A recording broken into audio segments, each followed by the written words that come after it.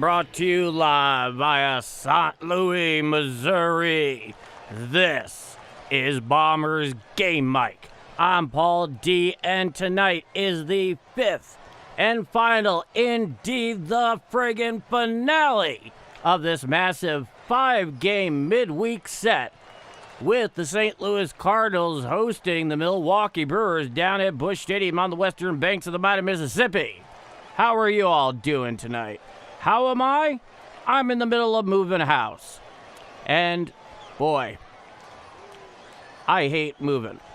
But when it's an improvement, that's not exactly a consolation prize. I hope you are all well tonight yourself. And join the Game Mic roll call. Let me know where you're watching or listening from. Now, as far as tonight's matchup, the Cardinals are coming off a 5-1 victory last night. Michael McGreevy pitched exceedingly well, one of his best starts of the year. And, of course, the Cards offense, they got to him. They got to Kyle Harrison. And you know what? I think that's something we can all be down with. Now, let me give you the starting matchup for tonight. Going for the St. Louis Cardinals is the right-hander, Andre Pallante. 10-5 on the year, a 3.60 ERA. Really quite impressive overall. And then going for the Milwaukee Brewers is the right-hander, Logan Henderson, 24 years old. He's 2-1 this year in 5 games, a 2.74 ERA and 23 innings pitched. 30 strikeouts in that time and a whip of 1.05.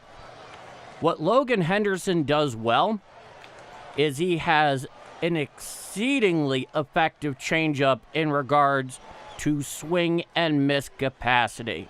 It's basically like a plus circle change. And he uses it with a direct comparison with his four-seam fastball. Now, his four-seam fastball in this case basically operates from about 91 to 95 miles an hour.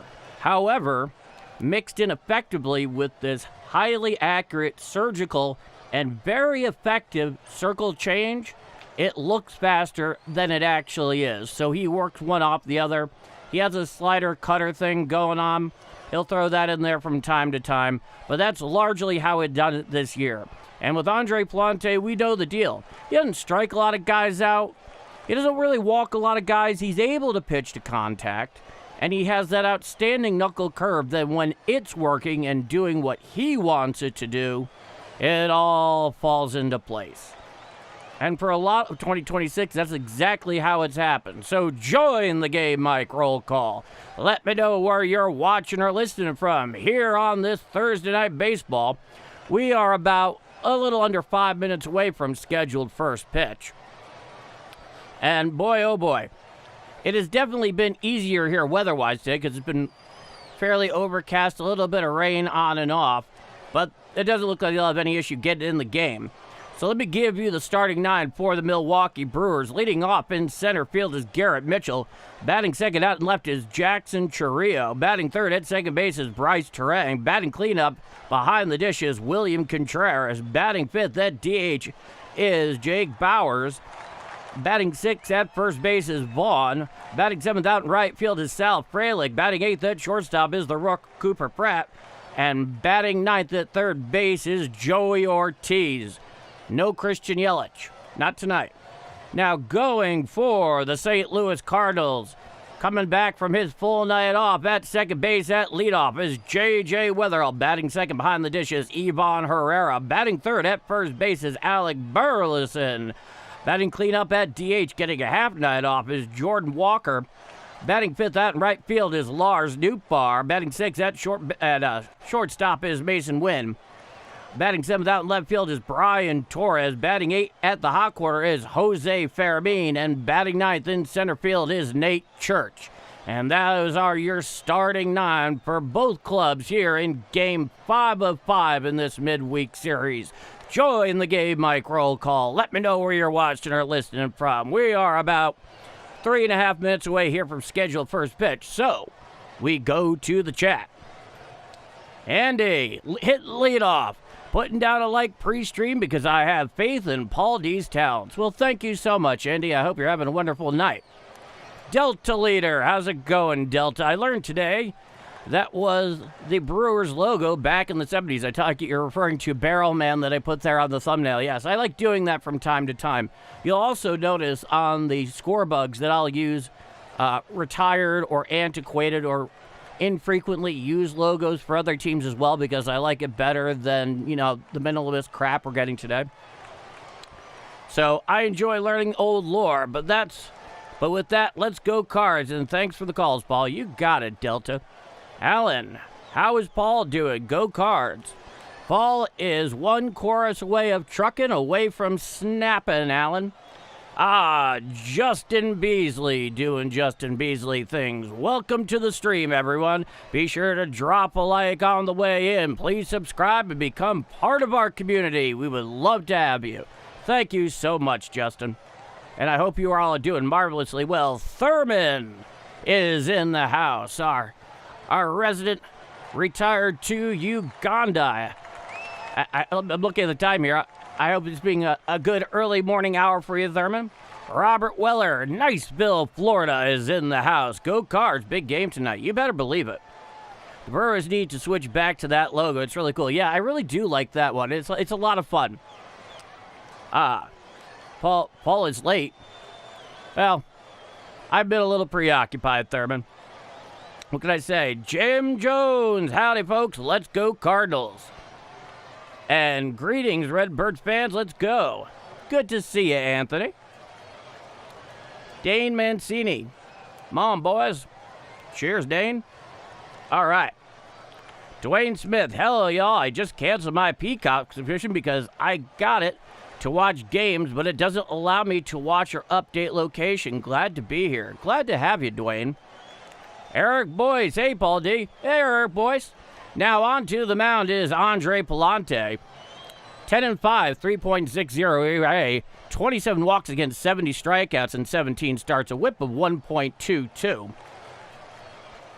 Hitting leadoff here in a moment is going to be Garrett Mitchell, the center fielder. It'll be a righty-lefty matchup. Pallante, a four-seamer, a slider, a sinker, a knuckle curve, and that split finger. That 18% of the time knuckle curve really does make a difference for him because it is a swing and miss pitch. But he doesn't always have it because it's really a field pitch, as I was going over last night. And we could discuss a little later about the circle change because it's interesting stuff. Gives you insights into the game. So due up here in the top of the first inning for the Milwaukee Brewers is Garrett Mitchell, Jackson Chourio, and Bryce Terang. 1, 2, 3 in their order. They have won 3 of the first 4 games, but not last night. The Cardinals had a 5-1 victory.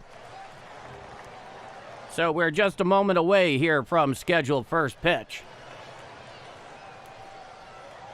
Pallante, of course, has that very exaggerated left arm that he has on the follow-through when he is from the windup.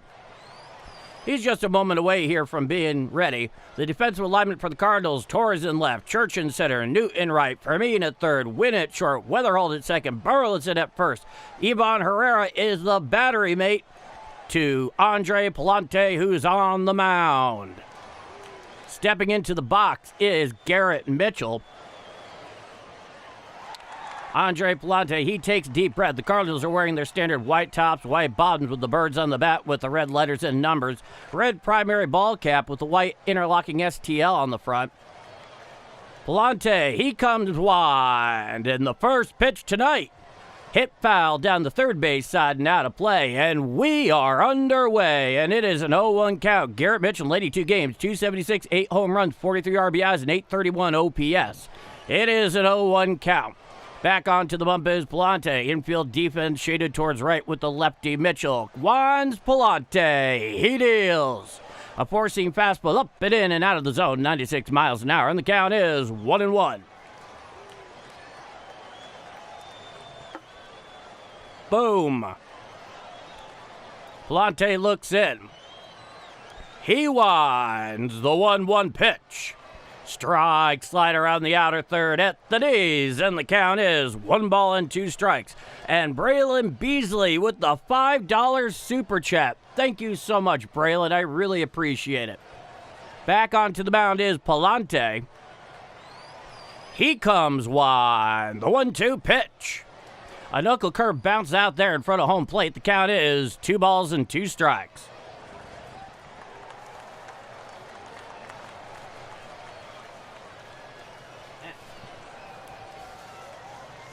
Pallante's back onto the bump. It's a 2-2 count. He winds the pitch. A four-seam fastball up and away and out of the zone, 96 miles an hour, and the count is full, 3 balls and 2 strikes. So I hope everybody is marvelously well here. Thank you for spending part of your Thursday night with me here on Game Mike. Pallante looks in. He winds the 3-2. Hit there to the right side. Picked up on a bounce there by Weatherall. He throws to first in time to get Mitchell flying down the line for the first out of the inning. So Mitchell bounces out 4-3 for the first out. Now here's Jackson Chourio, the right-hander. The other night, in fact, he batted left-handed on a dare or a bet. In 58 games, 282, 13 home runs, 36 RBIs, and 839 OPS. It's a righty-righty matchup. Pallante looks in. He winds. He deals. A four-seam fastball up and in, ruled a ball. Able to check his swing there is Chourio. There wasn't even an appeal. It was no-go, and the count is 1-0. A tarps off contingent on out there. Small, but it grows. The 1-0 pitch. Strike slider whispers over the black of the outside quarter thigh high, and the count is 1-1. Nobody on with 1 out. Top of the first inning, no score. Pallante winds. He deals. Swinging strike on the knuckle curve down and away, and Pallante's ahead of Chourio here. 1 ball and 2 strikes. Like I said, that knuckle curve, man, when it's working for him, he can have a big day. Pallante winds the 1-2 pitch.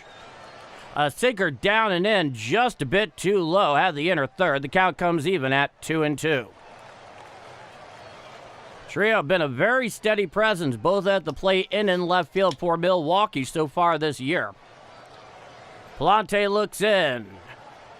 The 2-2 pitch. Hit on out there into center field. Charging in is Nate Church. He catches it on the line for the second out of the inning. Once again, you know, these mid-July games right here about 6:45 in the evening local time. Out there at Busch Stadium in center and right field, they're battling the sun for at least the first 3 innings, maybe more too. But it's always an impressive maneuver. Now here's the 3-hitter, the second baseman, Bryce Terang. He'll be a righty-lefty matchup. 267, 12 home runs, 54 RBIs in 87 games. For the Brewers, second baseman, nobody on with 2 out. The first pitch from Pallante. Fouled back on the four-seam fastball upstairs. Clocked 95 miles an hour, and the count is 0-1. Bryce Terang in his career against Pallante, 6 for 15 with an RBI, an extra base hit, and 2 strikeouts. It's an 0-1 count. Infield shaded towards right. The 0-1. Strike, four-seam fastball, inner third at the knees, and the count is no balls and 2 strikes. Interestingly enough, though that one was called a strike and it hit the leather, it bounced off the front lip of the catcher's mitt for Herrera there, went rolling over towards the cards on deck circle. Nobody on, so no harm, no foul. Pallante's ahead of Terang here, no balls and 2 strikes. He looks in. He winds the 0-2. Check swing on the curveball down and away. Did it go? No, says Blue down the third baseline. And the count is 1-2. Yeah, that was the knuckle curve again. He came very close to coming around on that. Pallante winds the 1-2 pitch. A four-seam fastball upstairs and clear out of the zone, 96 miles an hour, and the count is 2-2.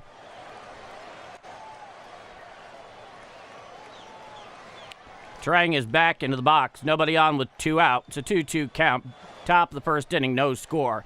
Pallante winds. Pallante deals. Hit to the right side. Fielded there on the ground by Weatherall. He throws to first in time to get Terang for the final out of the top of the first inning. So, no runs, no hits, no walks, nobody left on. After 1/2 inning of play, it is the Milwaukee Brewers nothing and the St. Louis Cardinals coming to bat. I'm Paul D, And this is Bombers Game Mic. Oh, boy. Well, I hope everybody has had a good day so far. It is always a pleasure to see all of you, of course. It's also nice to see Andre Pallante going out there and giving the Cardinals a 1-2-3 in the top of the first inning. He does seem to have his command together. Let's go to the chat. All right. I have a little ways back to go. All right. Quite a ways back. All right. Cardinal fan checking in from Wichita. Very good, Larry. Thank you for checking in. Harold, good to see you. I hope you're well tonight. Corey, evening, everyone. Hope all is well. I have no complaints, Corey. It's always good to see you. J.M. Jones. Karen Delet / South City. Righty-ho. DJ Nick Fly, evening, Paul, and all the great people in the chat. Howdy from Sparta, Missouri. Let's go, Cardinals. Good evening, everybody. Andy commenting again early to bump up the algo. Well, thank you for doing that. Edgar, good evening. Good evening to you, Edgar. Reese, hello, Paul D. I'll be back after smashing the like button. Well, I appreciate that a whole lot. Dwayne Smith, Ithaca in the house from the beautiful Finger Lakes area in New York. And beautiful it is. I've been there.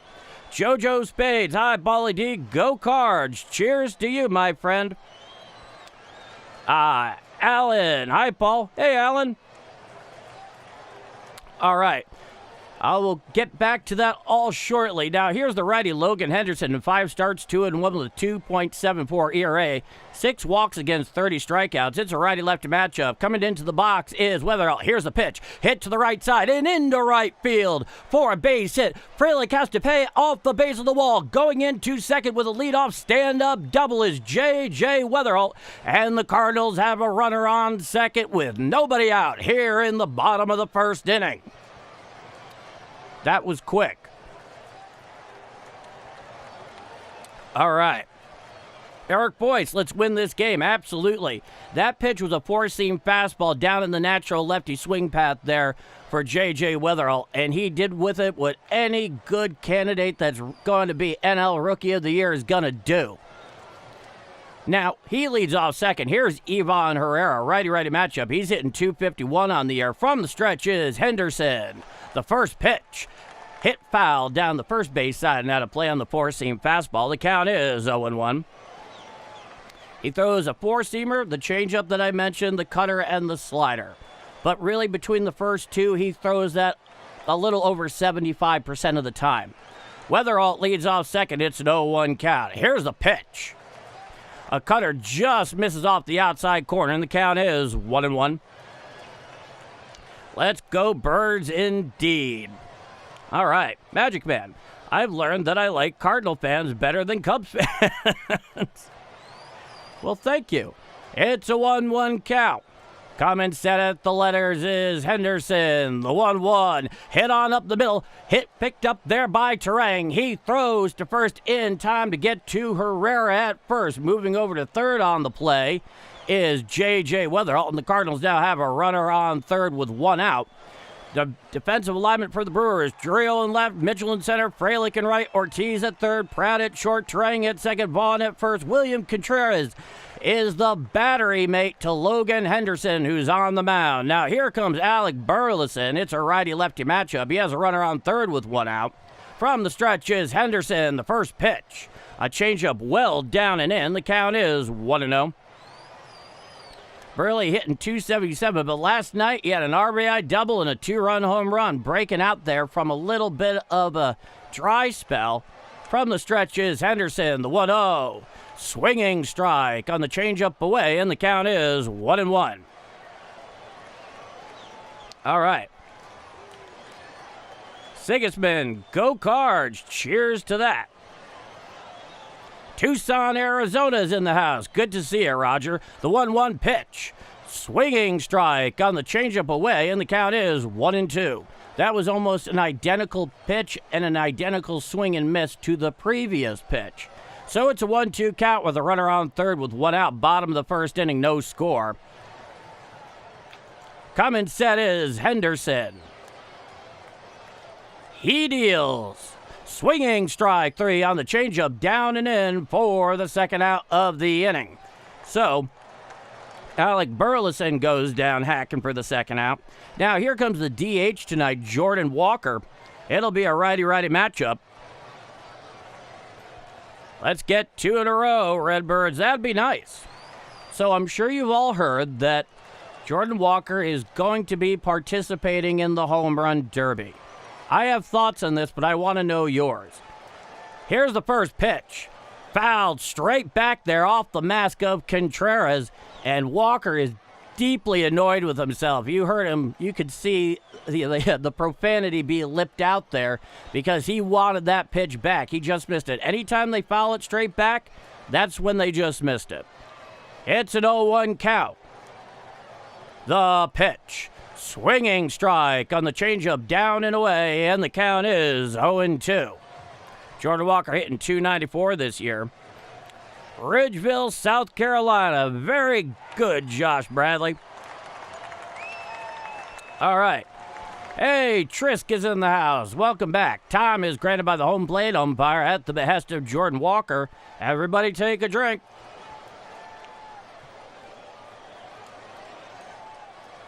Oh, hell. It'll be fine. It's an 0-2 count. He's from the stretch. He deals. A changeup well in the dirt. Backhand pickup there by Contreras, and the count is 1-2.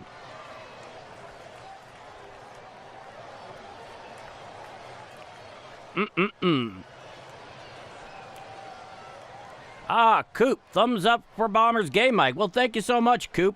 It's a 1-2 count from the stretch. He deals. Strike 3 called. Outer third at the D's. Jordan Walker goes down in the observatory, and that will do it. No runs, 1 hit, no walks, 1 left on. After 1 full inning of play, it is no score down at Busch Stadium in this finale of the 5-game set midweek down at Busch. I'm Paul D, and this is Bombers Game Mike. Okay. All right, Josh. All right, I got this. I understand why he would, though. Just not historically beneficial for hitters. That's my thing. I'll explain more here in a moment.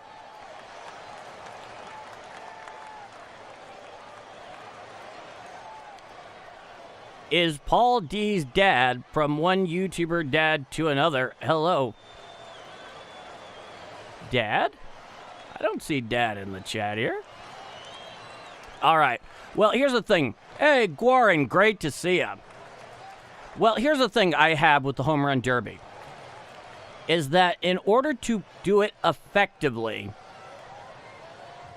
you have to basically adjust your swing straight up for the purposes of home runs.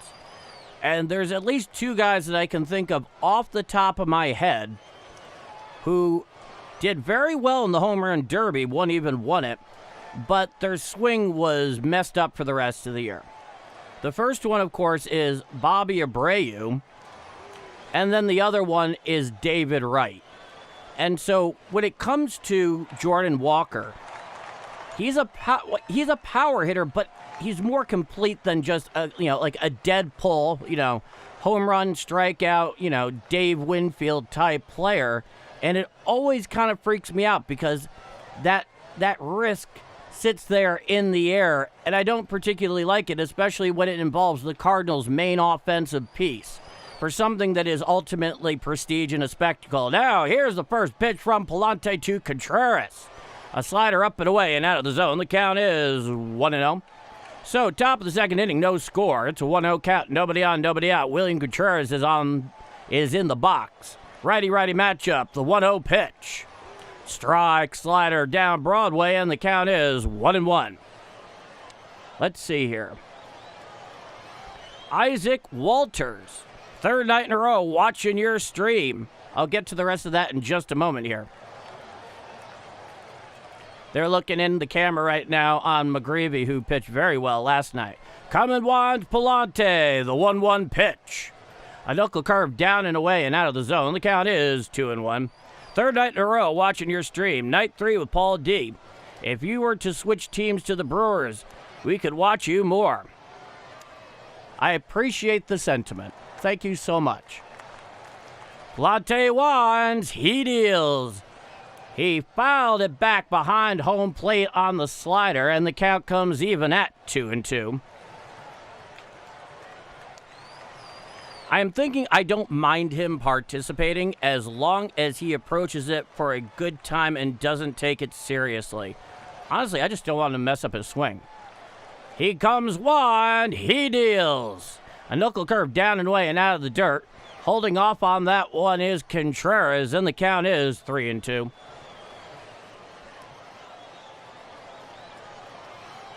He's back into the box. 3 for 14 lifetime off Pallante. Pallante winds the 3-2 pitch. Hit on out there into shallow right field. Calling for it is Weatherall. He's underneath it. He makes the catch for the first out of the inning. So Contreras flies out to shallow right center. Put out 4 in your scorecard for the first out. Now here comes Jake Bauers. He's the DH tonight for Milwaukee. Jordan Walker is going in the Derby. Will mess it. That's my big concern right there, David. That's it. Now here's Bauers, righty-lefty matchup. Here's the first pitch. A slider up and away and out of the zone. The count is 1-0. Bauers hitting .265 on the year. 23 pitches so far for Pallante. He comes one. He deals. Hit to the left side and past a diving Mason Wynn into left center field for a base hit. Picked up out there at left center by Nate Church. So Bauers has a 1-out single here when the Brewers have themselves a runner on first with 1 out in the top of the second inning. As the left-hander, the infield defense with nobody on had the maximum allowable shift. He went the other way, which meant, of course, that Mason Wynn had to very much range to his right to even have a chance at the ball. Head first dive, couldn't get to it. Now, here's the righty Vaughn hitting .329. Righty-righty matchup, runner on first with 1 out, top of the second. Here's the pitch. Strike, slider, whispers over the black of the outside corner at the knees, and the count is 0-1. Andrew Vaughn in 51 games, .329, 2 home runs, 24 RBIs, and .917 OPS. He is at first tonight with Jake Bauers in the DH role. Pallante is from the stretch. The 0-1 pitch. Strike, sinker right down Broadway, and the count is 0-2. So he's ahead of Vaughn here. Jazz Wolf, Tacoma checking in. Cheers to Tacoma. Thank you so much for the $2 super chat. It is deeply appreciated. Thank you. Vaughn is back in the box. Pallante is at the stretch. He holds. He deals. An knuckle curve bounces out away there from Herrera. Moving up to second is Bauers on what would appear to be a wild pitch. That's certainly how I would score it. And the count is now 1 ball and 2 strikes.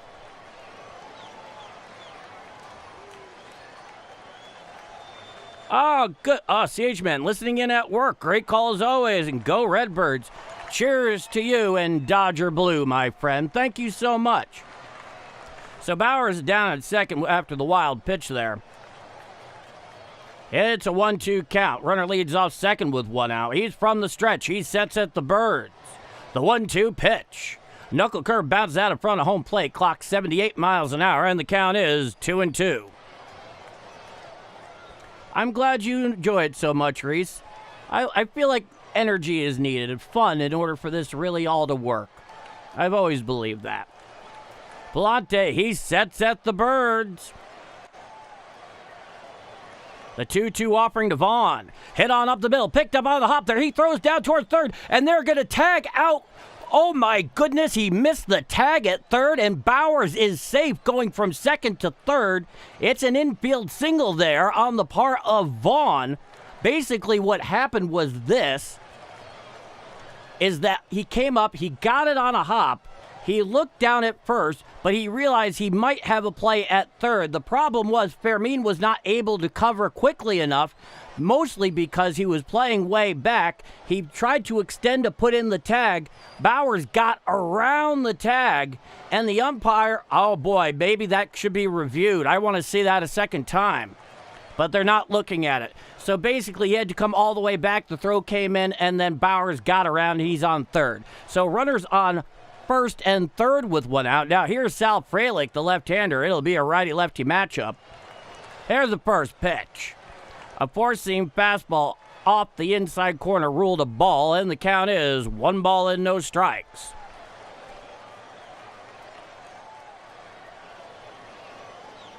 There we are. It's a 1-0 count. Pallante comes set at the Birds. The 1-0 pitch. Hit to the right side and into right field for a base hit. Scoring easily from third is Bowers. So an RBI single there for Sal Frelick. And now there are runners on first and second with one out here in the top of the second inning. So they take themselves an early 1-0 lead to the Brewers. The pitch was seeming to be down and in. It was a knuckle curve that actually was out in the middle of the plate, a little above the knees, and then Frelick just hit it to the right side in the available hole. So 1-0 Brewers here in the top of the second inning. Runners on first and second with one out. Now here's the righty, Cooper Pratt. Righty-righty matchup hitting .238. Here's the pitch. A slider just misses off the outside corner away, and the count is 1-0. Cooper Pratt in 21 games, .238. No home runs, 5 RBIs, a .652 OPS. He is into the box. Pallante's from the stretch. He deals. Hit on up the middle and into center field just to the left side of second for a base hit. And now the runner scores all the way from second, so an RBI single by Cooper Pratt, and that will give the Brewers a 2-0 lead. And they still have runners on first and second with only one out. Blaze Jordan is getting the night off, CH man. He is not in the lineup. Harold.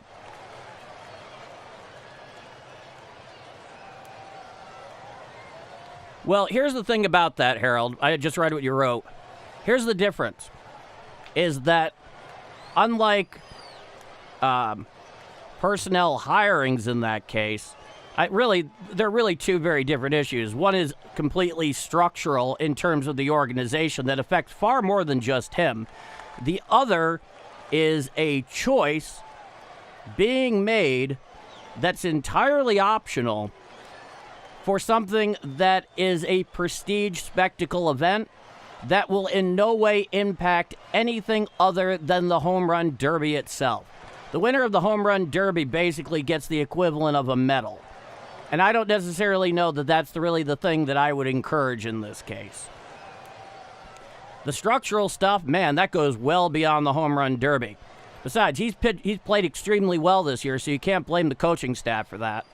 Now the first pitch to righty Ortiz. Here it goes down toward short. He throws to second one. On to first, a double play. And that'll be a 6-4-3 double play to end the inning. However, the Brewers push 2 across. They now have a 2-0 lead. We go to the bottom of the second inning. I'm Paul D. And this is Bombers Game Mike.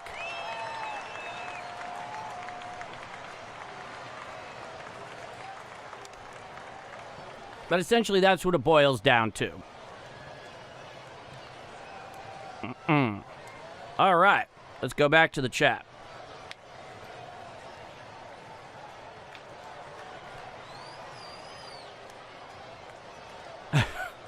That's a little dark Dane, but all right. All right, let's see here. All righty. Oh, a super chat from Andy. Do you think you'll ever team with a color guy? Okay, that's an interesting question. Would I ever pair with a color guy? Well, it's not really a matter of a lack of willingness to do so. But at present, I have absolutely no plans to do so. And I'm not looking for anybody to do so. right now I'm plenty happy with this being a solo call. If there comes some point down the road, not in any way in the foreseeable future, where I felt like a good match that was plenty clear actually existed, I would do that. But I don't feel that way at the moment. And, with the occasion of, having my wife on from time to time, or even, God help me, my brother, who has just as much baseball knowledge as I do, but he's not exactly a broadcast guy, though he can definitely handle himself in front of a crowd and behind a microphone. Right now, I'm just doing it solo because that's the way that makes sense. That, and I would hate to be a situation where I had a remote color analyst for something that really counted. Now, here's Lars Dupar. It's a righty-lefty matchup. The first pitch to Newt from Henderson. A changeup up and away and out of the zone. The count is 1-0.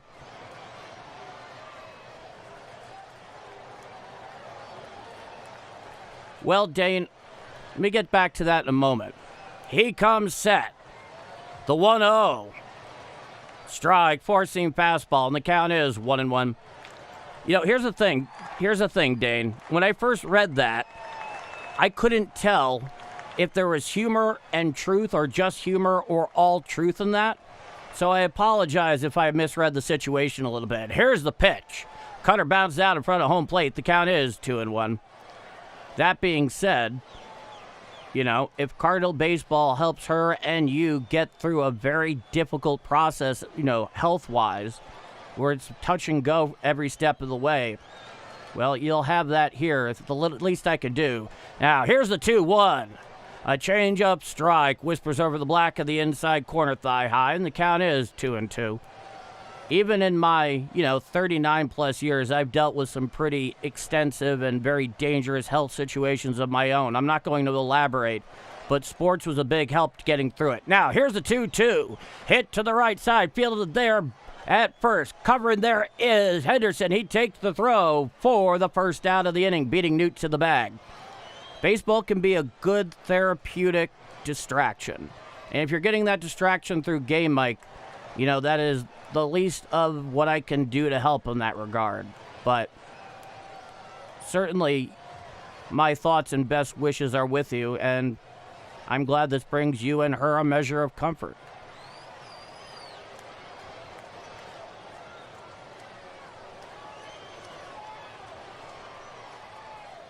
Oh, no, Thurman, that's definitely not what I said. All right, so there's nobody on with one out, bottom of the second inning. Here's Mason Wynn, righty-righty matchup. Nobody on with one out. The first pitch, hit to the left side, fielded there at third by Ortiz. He throws to first in time for the second out of the inning. So Mason Wynn grounds out 5-3 for the second out. Now here comes Brian Torres, the left-hander. He's out in left field tonight.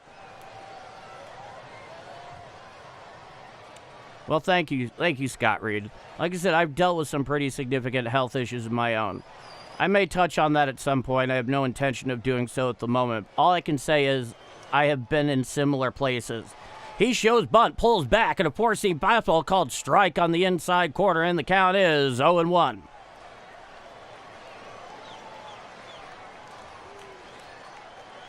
Yeah, I tend to agree with that, Flat Smack. Coming sets Henderson, the 0-1 to Torres. A slider well out of the way and out of the zone. The count is 1-1. Brian Torres in 26 games, 211 with 4 home runs, 8 RBIs, a 730 OPS. Nobody on with 2 out, bottom of the second inning, 2-0 Milwaukee. Henderson comes set.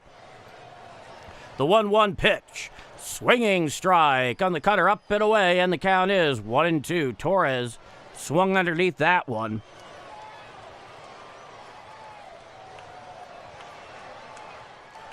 Oh, the lockout, Andy. Oh, the lockout. We'll talk about that at some point. Henderson comes set. He deals. A four-seam fastball down and in, and the count is 2-2. I just know, based on, the general demographics of who's in this audience, that many of you remember 1994. and how much of a disaster that was. And that's something we all carry with us. Now, here's the 2-2. Head on out there in the right field. Going back is Frelick in front of the track. He tracks it down for the third and final out of the inning. So, no runs, no hits, no walks, nobody left on. The Cardinals go down in order, and after 2 full innings of play, it is 2-0 Milwaukee going to the top of the third inning. I'm Paul D, and if you're enjoying my call of Redbird action here on Game Mike, and you like what you see, and you haven't done so already, leave a like. It's really helping this channel grow and continue to grow, and you have my gratitude for it, no doubt. And if you like it even more than that and you're not subscribed, by all means hit subscribe. An amazing community here. We have a great time. We'd love to have you. With that said, me here, you there, and this is Bombers Game Mike. C. John, yo, Paulie D, how we doing tonight? Little preoccupied with the various things involved in moving. Once this stream ends tonight, this is actually the final stream that I will be doing on camera in this studio. And then I'm going to be audio only for a little over a week easily. Because it's also going to be, okay, finish moving, and then, whoop, guess what? You got a flight to catch. Josh Bradley, there's definitely a reason why baseball translates into the radio. It was created for the medium available, and that still stands today. Yeah, it's kind of an interesting historical correlation between, the proliferation of radio and the rise of the game, and the fact that they just fit together so incredibly well. So due up for the Brewers in the top third inning. They're back to the top of their order. Garrett Mitchell, Jackson Trio, and Bryce Terang, 1, 2, and 3. Andre Pallante is going to be out for his second frame. Gave up a couple of runs back in the top of the second inning. And we're back for the top of the third. Stepping into the box is Garrett Mitchell. It'll be a righty-lefty matchup.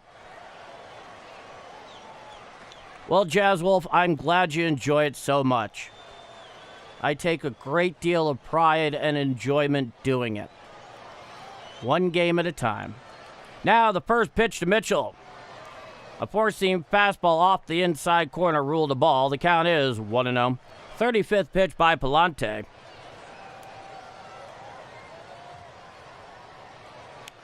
He comes wind. He deals. Strike, four-seam fastball down Broadway, 95 miles an hour, and the count is 1-1. It is definitely rough, C. John, no question. Pallante looks in, comes wide, the pitch. Hit on out there on the left side and into left field. Tracking it down in next to the line, there is Torres. He picks it up, and a big turn there by Garrett Mitchell, but he'll stay right there at first, and he has himself a leadoff single here in the top of the third inning. And that means the Brewers have a runner on first with nobody out. And here comes a righty, Jackson Trio. It'll be a righty-righty matchup. Trio 0 for 1 here. Flew out to center in his first at-bat.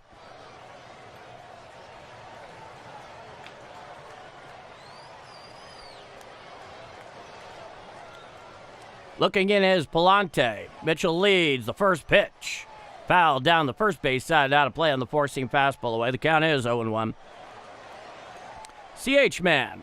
That's why I enjoy these types of streams and consider the fact I get to call games as a privilege. It can bring great joy overall, being in one or doing one. Absolutely.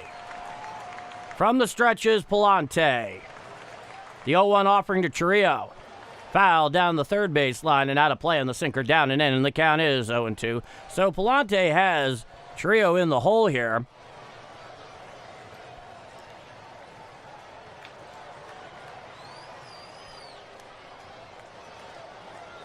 Oh, do I like the call-up Lara from the Brewers? Yeah, he's actually been pretty impressive. Seems very handy in the outfield, both in center and right where we've seen him. And, of course, his first major league hit was very clutch at the time, 2 nights ago. Cummins sets Pallante, sets at the Birds. The 0-2. A slider down and away and in the dirt. The count is 1-2. Trio is not biting. I'm curious to see where his career goes from here. I know he's a young lad. 1994 is why my father stopped watching or following MLB for good. There were many like him, no doubt, CH, man. Runner leads off first with nobody out. It's 1-2 count. He throws over to first. Back in time for the head first slide is Garrett Mitchell. The count remains 1-2. Millionaires arguing with billionaires. Ridiculous. Yeah, it's hard to have sympathy for either, to say the least. Pallante, he comes set. He's set at the Birds. He holds. He throws over to first. Back in time, and the head first slide is Garrett Mitchell. The count remains 1-2. Welcome from John in Wentzville. Cheers to Wentzville. John, great to see you. I had to upgrade my AOL internet account. Yes, you still have an AOL internet account. All right.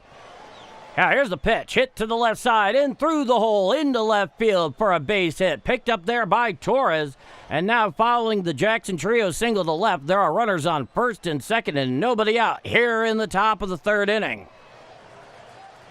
Oh, that's very kind, Reese. I do what I can. I'm trying to get caught up on so much of what you guys have said and just trying to work it in here and there as best I can. Sometimes the chat goes so fast that I miss things. Now here's Bryce Terang. He's 0 for 1. He has runners on first and second with nobody out. Top of the third inning. At the stretch is Pallante. It's a righty-lefty matchup. Here's the first pitch. Swinging strike of the four-seam fastball up and away, and the count is 0-1. Bryce Terang hitting .266, 12 home runs, 54 RBIs in 87 games, and .813 OPS. Pallante comes set at the stretch. He deals. Hit to the right side and through the hole into right field for a base hit. Picked up there by Nootbaar. Scoring easily all the way from second is the runner, and that will give the Brewers a 3-0 lead. And they have runners on first and third with nobody out following the Bryce Terang RBI single to right. A hard night so far for Pallante. Alrighty. Oh, you're curious how I would approach it, Andy? Well, I'll explain in a bit. Now, here's William Contreras. He's 0 for 1. Righty-righty matchup. Here's the pitch. There goes the runner. Here comes the throw from Herrera, and it's well wide. So Bryce Terang steals second easily. And with Herrera behind the dish, it's an almost certainty that he'll succeed, and pretty much everybody else. A great receiver, but man, don't put money on him throwing guys out at second, to say the least. So the pitch was called a strike. It is an 0-1 count. Runners on second and third. Pallante comes set. The 0-1. Hit to the left side. Picked up there by Mason Wynn over the top of Fermin. He throws to first in time for the first down of the inning. The runners both stay where they are. Basically what happened was Fermin went ranging to his left. Wynn went ranging to his right. Fermin missed it. Wynn was able to pick it up. They nearly crashed into each other.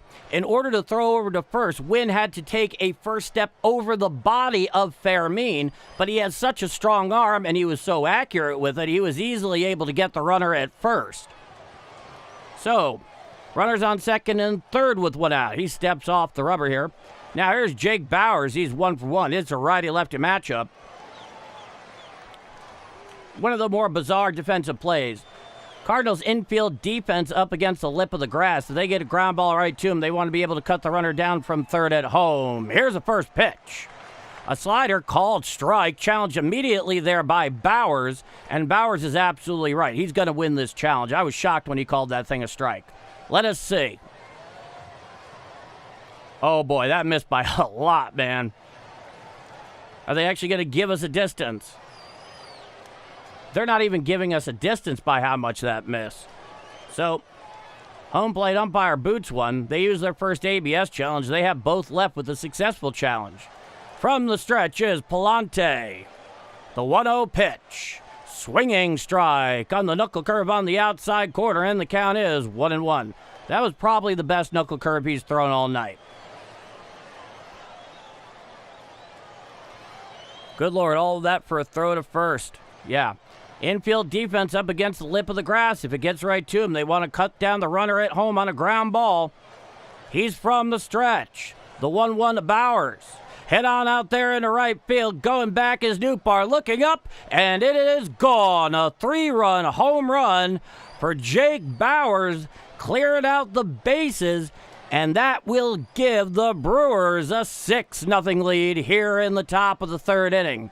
It really does not appear as if Pallante has it tonight. He's been leaving a lot of pitches up. His effectiveness has been suspect at best. We look back here on the replay, and that was a knuckle curve that was left up belt high on the outer third. And if you were here last night and you heard me talk about the knuckle curve, that one of the things it can be when it's not right is batting practice. That was a batting practice knuckle curve. Now here's the righty Vaughn. He's 0 for 1. Here's the first pitch. A slider on the inner third at the knees called a strike, and the count is 0-1.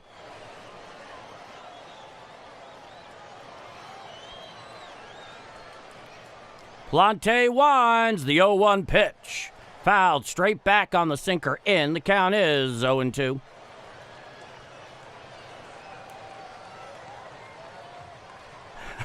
Herrera's a great receiver even when trying to bat. It's been a few games since he got plunked. See how long that lasts. Looking in is Pallante. He winds. He deals. A knuckle curve down and away and out of the zone. The count is 1-2. Mike Messina had the best knuckle curve I remember seeing, just a personal opinion. Well, I'm probably the biggest Mike Messina fan in 6 states, so I definitely agree. The 1-2 pitch. Hit on out there to the right side, fielded on a couple hops by Witherall. Throws to first in time for the second out of the inning. So Vaughn bounces out 4-3 for the second out. No, in fact, CH, man, I know you come and go as well. You should have plenty going on. But anytime I talk about the knuckle curve, I always mention how Mike Messina is the godfather of it, really. I mean, there are those who threw it before, but he's the one that really turned it into a Hall of Fame part of his arsenal. Now the first pitch is Sal Frelick. A four-seam fastball down and in, and the count is 1-0. Sal Frelick 1 for 1 with an RBI. Nobody on with 2 out. The 1-0 pitch. Head on up the middle. Fielded there behind second is Wynn. He throws to first in time, and that will do it. However, off the bat of Jake Bowers, a 3-run home run, he has given Milwaukee a 6-0 lead, and after 2.5 innings of play, it is 6-0 Brewers going to the bottom of the third inning. I'm Paul D., and this is Bombers Game Mike. Let's go to the chat. All right. Ooh. All that moving stuff, it's definitely taken its toll. Lots of baseball left. Yeah, absolutely, Justin. One thing I can definitely say, Justin, is that in terms of our respective fandom for the Cardinals, we both seem to possess what I like to call an optimistic realist. An optimistic realist, which is to say, you don't say the cup is half full, you don't say the cup is half empty. You say there is a cup of water at the half, basically containing half of its capacity. That's how I would describe it. Keep the positive thought going. Way too early. I completely agree. CH, man, he was an underrated pitcher. Yeah, he was. And a lot of that actually had to do with his personality. Because he was very much an introvert. I mean, Mike Messina was actually intellectually brilliant. He graduated from Stanford in 3.5 years with an economics degree. The dude was brilliant, but he didn't attract a lot of attention to himself. But he pitched his entire career in the American League East to 270 career wins, and I was really very happy that he made it into the Hall of Fame, albeit not on the first ballot. Now we're here for the bottom of the third inning. Due up is Fairmean, Church, and Wetheralt, so 8, 9, and 1 in the Cardinal order. Back onto the mound is Logan Henderson. Oh, well, thank you so much, Wabasabi. I do my best. Righty matchup, Jose Fairmean, the first pitch. Strike, four-seam fastball, outer third at the knees, and the count is 0-1. Jose Fermin hitting .270 on the year, a .231 OPS. Coming set is Henderson. He deals. A slider out and away and over the lefty batter's box, and the count is 1-1. Jose Fermin in 57 games, .270, 4 home runs, 18 RBIs, a .731 OPS, as I mentioned a moment ago. 25 pitches here so far for Henderson. He sets at the letters. He deals. And there's a fly ball that's actually an infield pop-up. Underneath it is Cooper Pratt. He makes the catch for the first out of the inning. When he made contact on that, I thought it was going to be a can of corn in left field that Jackson Chourio would only have to move a few steps for. Little did I realize how much Jose Fermin actually got under it, that it basically landed between second and third and right into the glove of Cooper Pratt. Now, here's the lefty hitting center fielder, Nate Church. Righty-lefty matchup. He's hitting .246 in the air. Coming sets Henderson. The first pitch to Church. A cutter well inside and out of the zone. The count is 1-0. But, Andy, you were asking earlier how I would go about a color commentary situation. The thing I would say about that is I just wouldn't want it to be a third-party location for the color analyst. Here's the 1-0. Fouled straight back on the changeup, down and in, and the count is 1-1. Just getting back to that point. Because there's a lot of technical challenges that come along with that, and you really want to be in the same place. You know, I've worked with remote hosts before in podcasting. I'm still doing it. Coming set is Henderson. He deals. Hit on out there into center field. Going over to his left is Garrett Mitchell. He makes the catch for the second out of the inning. So Nate Church flies out 8 for the second out. Now here's J.J. Weatherall, his first at-bat on the very first pitch in the bottom of the first inning. Doubled into right field. Made it all the way to third, but was stranded at third in the bottom of the first. He's hitting .265, 13 home runs, 36 RBIs, a .770 OPS in 86 games. Nobody on with 2 out, bottom of the third inning, 6-0 Milwaukee. The first pitch.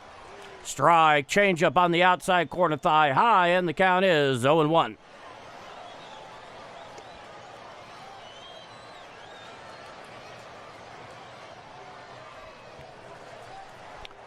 Henderson sets.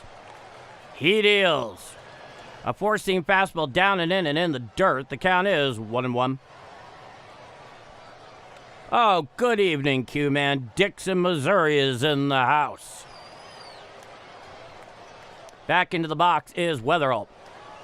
Coming sets Henderson. The 1-1 offering.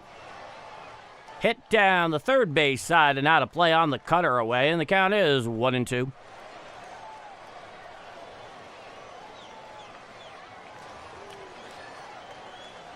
All right.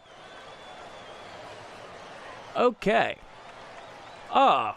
Ken Ray Makers. As a Brewers fan, I want to say I appreciate your call and channel the series. Great job, and thank you. You're very welcome. I'm glad you enjoyed yourself so much. Coming set is Henderson. He deals.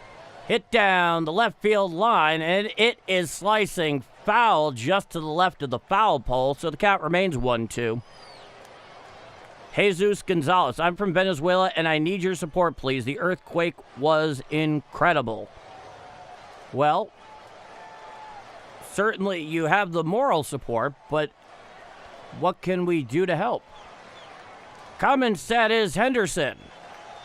The 1-2 pitch. Hit to the right side. Fielded there on the ground by Terang. He throws to first in time for the final out of the inning. No runs, no hits, no walks, nobody left on. After 3 full innings of play, it is 6-0 Brewers going to the top of the 4th inning. I'm Paul D.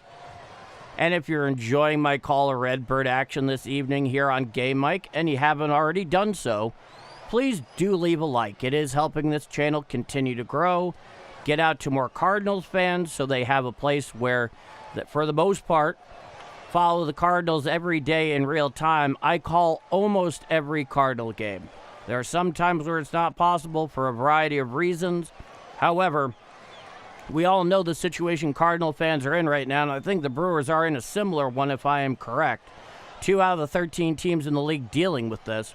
But if you like what you see and you haven't subscribed, hit subscribe. We'd love to have you. With that said, I'm Paul D, and this is Bombers Game Mike. Brandon Schutz. Hi, how are you? Happy Thursday. Happy Thursday to you too, Brandon. I hope you're well. Let's see. Alrighty. Oh, you're using a translator. Okay. Well, the question still stands, of course.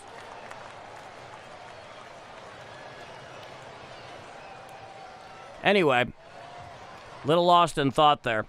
How did the Brewers get all this pitching? Well, they've drafted some of it. I mean, like Kyle Harrison from yesterday, he did not have a good start. They traded for him. He went from San Francisco to Boston last July, or maybe it was June, in the Rafi Devers deal, and then Milwaukee got him from Boston after that. So he's had a pretty adventurous last 12 months.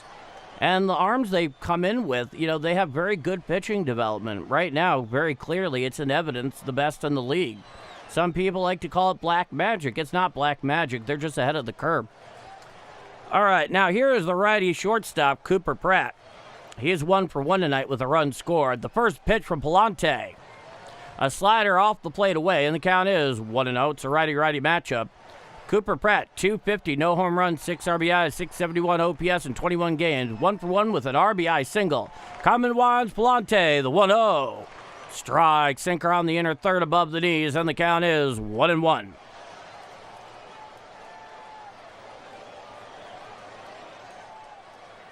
Well, right now they are exceedingly well run. Pallante winds, the 1-1 offering. Strike, slider on the outside corner, actually a little below the knees, but nobody's challenging it, and the count is 1-2. Time is granted by the home plate umpire at the behest of Cooper Pratt. I heard it too, CH, man. But you know who wasn't saying that as far as I know? Jolly Good Takes. Now here's the 1-2 pitch. A slider bounced out of front of home plate for a ball. The count is 2-2. He's very passionate, but he's still very much a realist, based on my own personal assessment and watching him in the conversation we had. Looking in is Pallante. He deals. A sinker just misses too high on the outside corner, and that'll bring the count full to 3-2. Now I live on a farm, only go to town twice a month, so no food available is a big deal. The store's lost a ton of profit, yeah. The 3-2 pitch. A slider up and in ruled a ball, so Cooper Pratt works a leadoff walk here in the top of the 4th inning. Now they're going to the 9-hitter, the third baseman, Joey Ortiz, who is definitely, I'm not saying he's an offensive force, but he's definitely a pesky hitter. Jeff Coleman, let's go Cardinals, at work again. Come on, Birds. Comeback of the day. Well, I surely hope so, Jeff. I'm glad you're spending time with us at work. Now, here's the first pitch to Ortiz. A sinker inside, ruled a ball. The count is 1-0. Brewers scare me, to be honest. They, right now, they're a special team.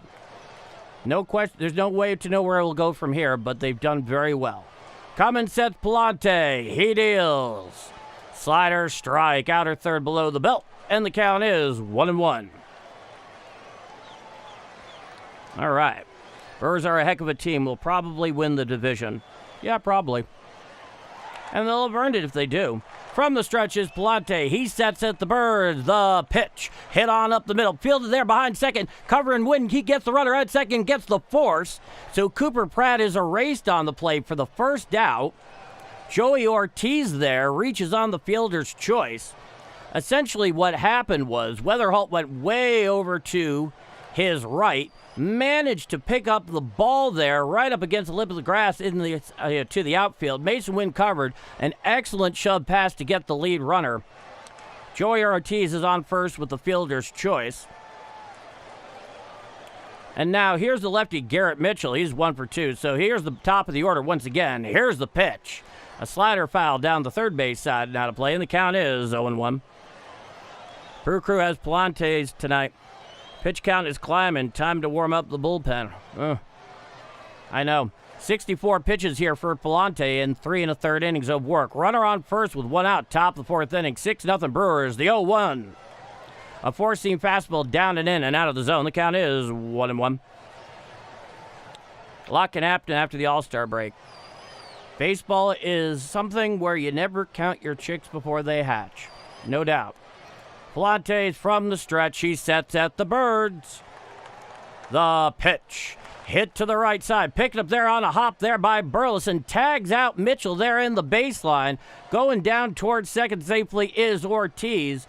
So, Garrett Mitchell bounces out, 3 on the play, gets the tag, and the Brewers have a runner on second with 2 out here in the top of the 4th inning. It was actually kind of funny because he was standing there with the ball in his glove. Halfway between home and first was Burleson, and then when Garrett Mitchell came running up, he just kind of stopped, and they just kind of like bumped fists from one to his glove, and he walked back to the dugout. Now here's Jackson Churrillo, ready to match up. He's 1 for 2 with a runner on second. Here's the pitch. A knuckle curve down and away and out of the zone. The count is 1-0. 2011, we had to win 23 of 25 games to get into the playoffs. Get back to that in a moment, John. And it's a 1-0 count from the Birds is Pallante. He deals. Chop foul down the third base side and out of play. The count is 1-1. We won 80-something games that year and got into the playoffs with wild card. Yeah, it was a combination of 2 things. The Cardinals forgetting how to lose and the Braves forgetting how to win for about the last 5 weeks. I couldn't believe what I was watching as I was watching it. It's a 1-1 count. Runner leads off second with 2 out, top of the 4th inning. 6-0 Milwaukee. Here's the 1-1. A four-seam fastball just misses the outside quarter down and away, and the count is 2-1. Oh, boy. Runner leads off second. It's a 2-1 count. The 2-1 to Churrillo. Swinging strike on the slider down and away, and the count is 2-2. That was the 70th pitch for Pallante. Get rid of that. He's back onto the bump, and then back into the box is Churrillo. Ortiz leads. Pallante sets. He deals. Hit on out there down the right field line, slicing foul on the sinker away. The count remains 2-2. David Eckstein. There we go. Q-Man. Paul, when Cards throw a sinker, call it as such when the opposing team throw one. They are supposed to be called stinkers. Roger that. He comes set. He deals. A knuckle curve in the dirt. Did he go around? No, says Blue down the first baseline, and the count is 3 balls and 2 strikes. So this has been a laborious occasion here on the mound for Andre Pallante. He clearly does not have his best stuff. He's not locating the way he usually does. He's from the stretch. He deals. There goes the runner, and it is chop foul down the third base side. Of course, with 2 outs, the runner at second will be going pretty much immediately. I just tuned in. What in the world did I miss? I don't know if you missed anything. I can tell you that. Common set is Pallante. The 3-2. Hit on out there into left field. Going back is Torres on the track. He's underneath it. He makes the catch for the third and final out of the inning. So, no runs, 1 hit, no walks, a fielder's choice, and 1 left on. We go to the bottom of the 4th inning. It is 6-0 Milwaukee here in Game 5 of this expansive midweek series down at Busch. I'm Paul D., and this is Bombers Game Mike. All right, let's see here. All right. Let's see.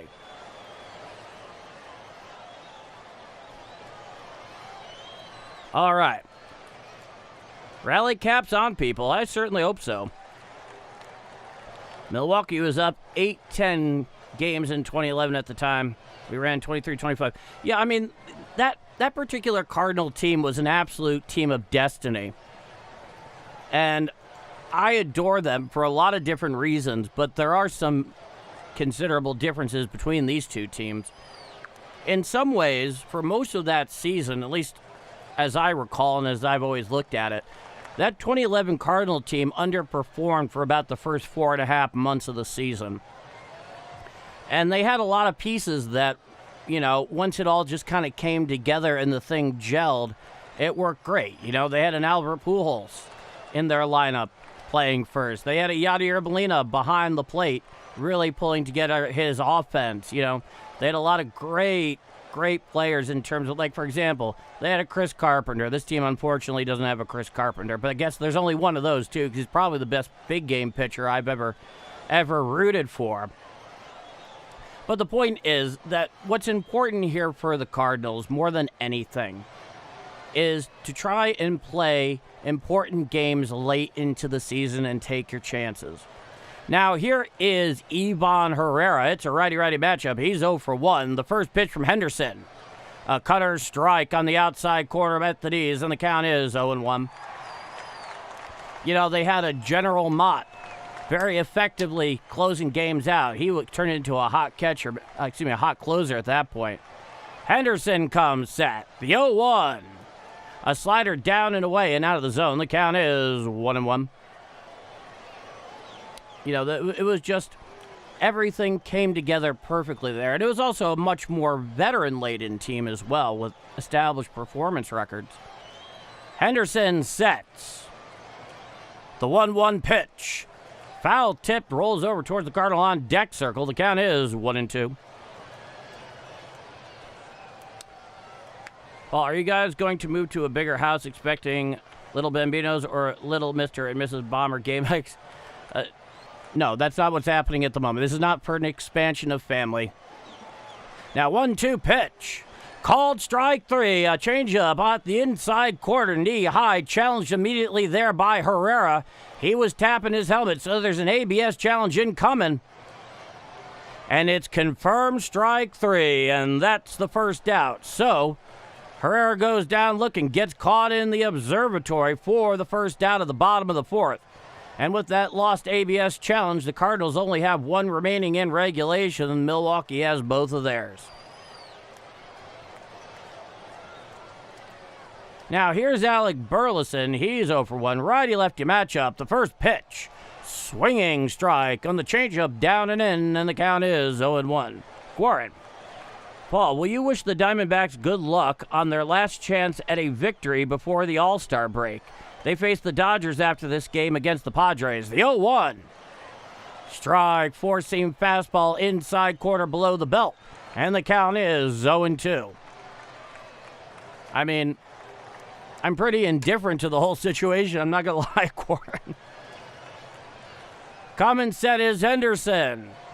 The 0-2 pitch. Hit on out there in the right field, and it falls in for a base hit. It goes all the way to the wall. Coming around first, into second, standing up with a one-out double is Alec Burleson. And the Cardinals have a runner on second with one out here in the bottom of the 4th inning. So on that one, I'm looking back here on the replay. That was a changeup that was supposed to fade down and away. It stayed middle, about thigh high, and Alec Burleson went and deposited it to the point where Sal Frelick had to pick it up at the base of the wall in front of the Cardinal bullpen. Now here's Jordan Walker. He's 0 for 1. Righty-righty matchup. Runner on second with one out. Bottom of the 4th. Here's the pitch. Fouled straight back on the cutter in. The count is 0-1.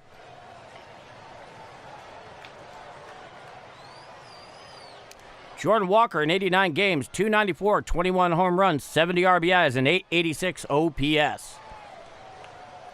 From the stretch is Henderson. He deals. Hit to the left side. Picked up there by Ortiz on a hop. Throws to first in time to get him at first. Staying right there at second is Alec Burleson. Joey Ortiz there when he picked it up on the in-between hop.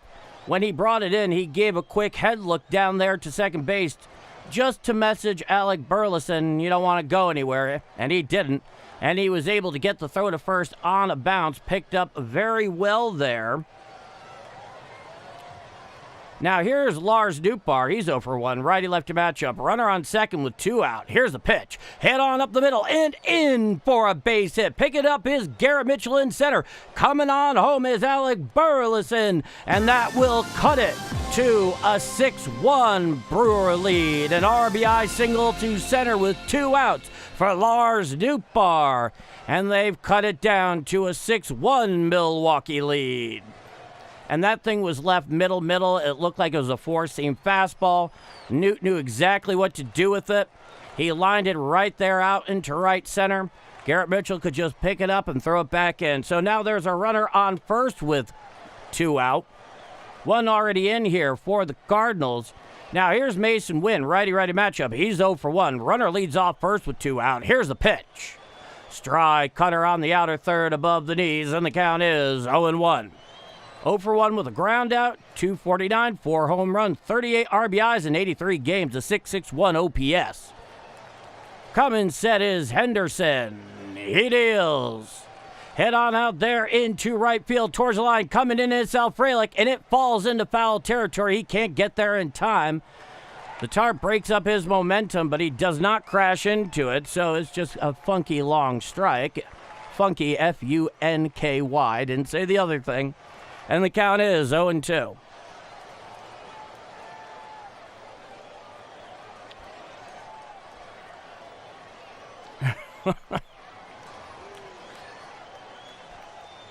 Alrighty. Mason Wynn's back into the box. Henderson comes set. He deals. A four-seam fastball just misses up and away, and the count is 1-2.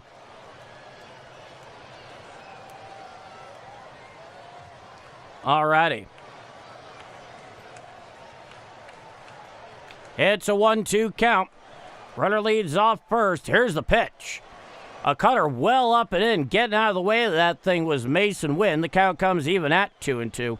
It was a cutter with William Contreras setting up away, so that was definitely not intentional in all likelihood. Infield defense shaded way to the left side there for the righty hitting Wynn. There's a huge hole on the right side. Henderson comes set. He holds. He deals. Hit down the left field line, and it slices foul. Just got a little too ahead of that one, did Mason Wynn. The count remains 2-2.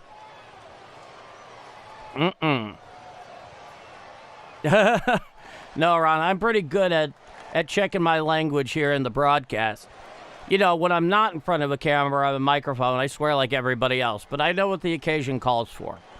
Coming set is Henderson. He deals. And he popped him straight on up there behind first base, underneath his terrain, calling for it. He makes the catch for the final out of the inning. However, 1 run on 2 hits. No walks. 1 left on. We go to the top of the 5th inning. It is 6-1 Milwaukee going to the top of the 5th here in the finale. I'm Paul D, and this is Bombers Game Mic. All right. Let's see here.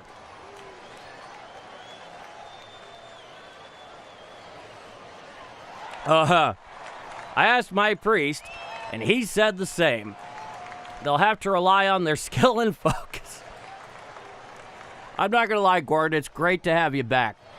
You were there from the very first time I streamed a Cardinal game back in the beginning of May. I'm pretty sure Ron Lyle was there too. Roger. I think John Wilms may have been there too. Yeah, Lars Nootbaar, the official candy bar of the Cardinals. I love that. I really do. That's the kind of humor that really resonates with me because it's clever, it's well put. You know, just as a bit of insight, I'm sure there's a lot of people that have strong feelings on the guy, but he's been dead for almost 20 years now. I grew up a big George Carlin fan, so wordplay and language have always been very much, part and parcel to my personal sense of humor. And when I observe it, especially in the chat, I always appreciate it a great deal. Is that a Dockman audio mic? James Bradley? That is a very good eye. Yeah, this is the Dockman DA87SE. It's excellent. I mean, I know they're trying to model it after the vintage U87, the U87i as opposed to the one now AI, but this is really good. I like it. Now, here's the first pitch to Terang. Strike, slider on the outside corner above the knees, and the count is 0-1. So a very good eye, James. You're the first person that's ever in a stream pointed out the exact time of mic I'm using. Pallante winds the 0-1 pitch. A four-seam fastball inside and out of the zone. The count is 1-1. Bryce Terang is 1 for 2, an RBI single, a run, and a stolen base. 268, 12 home runs, 55 RBIs in 87 games. Righty-righty matchup. The 1-1 pitch. Strike, knuckle curve on the outer third at the knees, and the count is 1-2. Obviously, I don't go into great detail here because, it's a pretty niche interest, but I could talk about microphones for hours.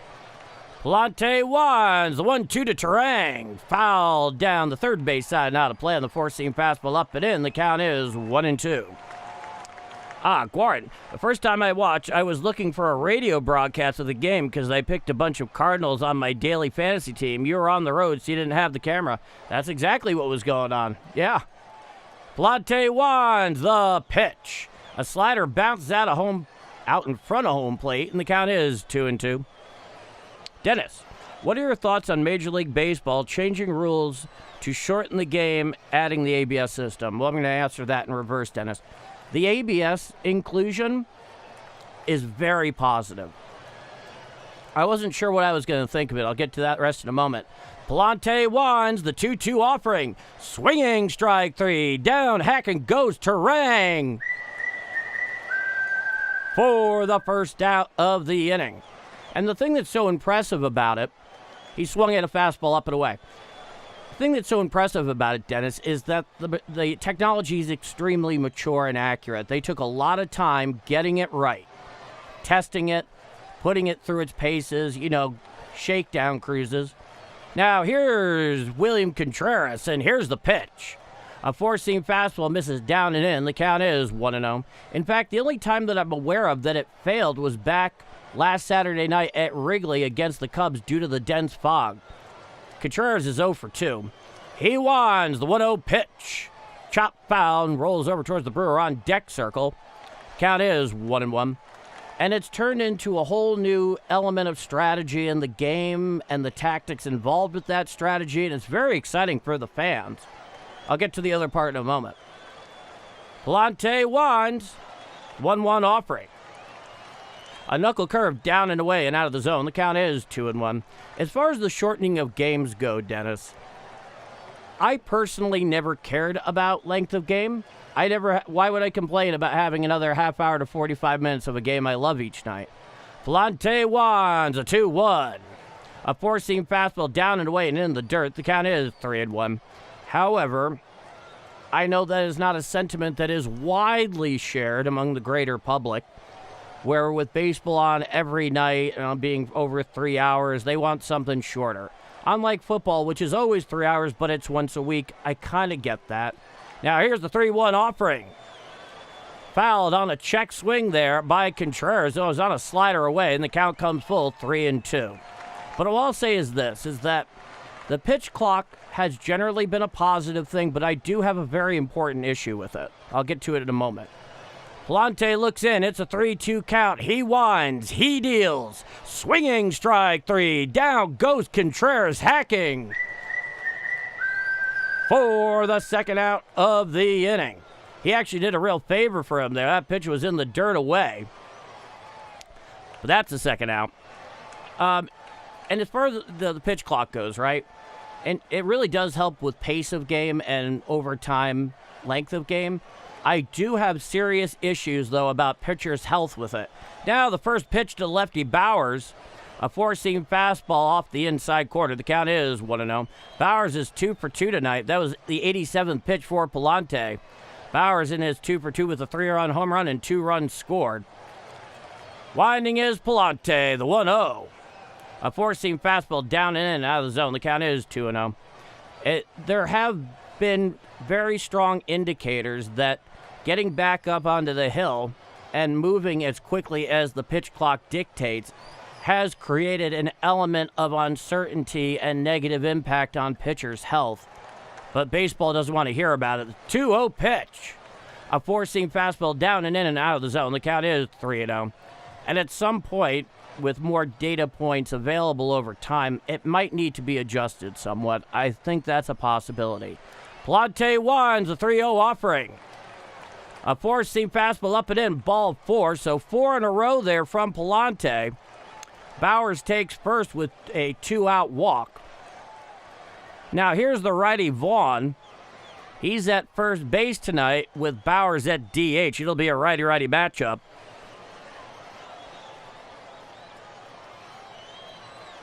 All right. Back onto the bump is Pallante. He's from the stretch. The first pitch. A four-seam fastball down and away and out of the zone. The count is 1-0.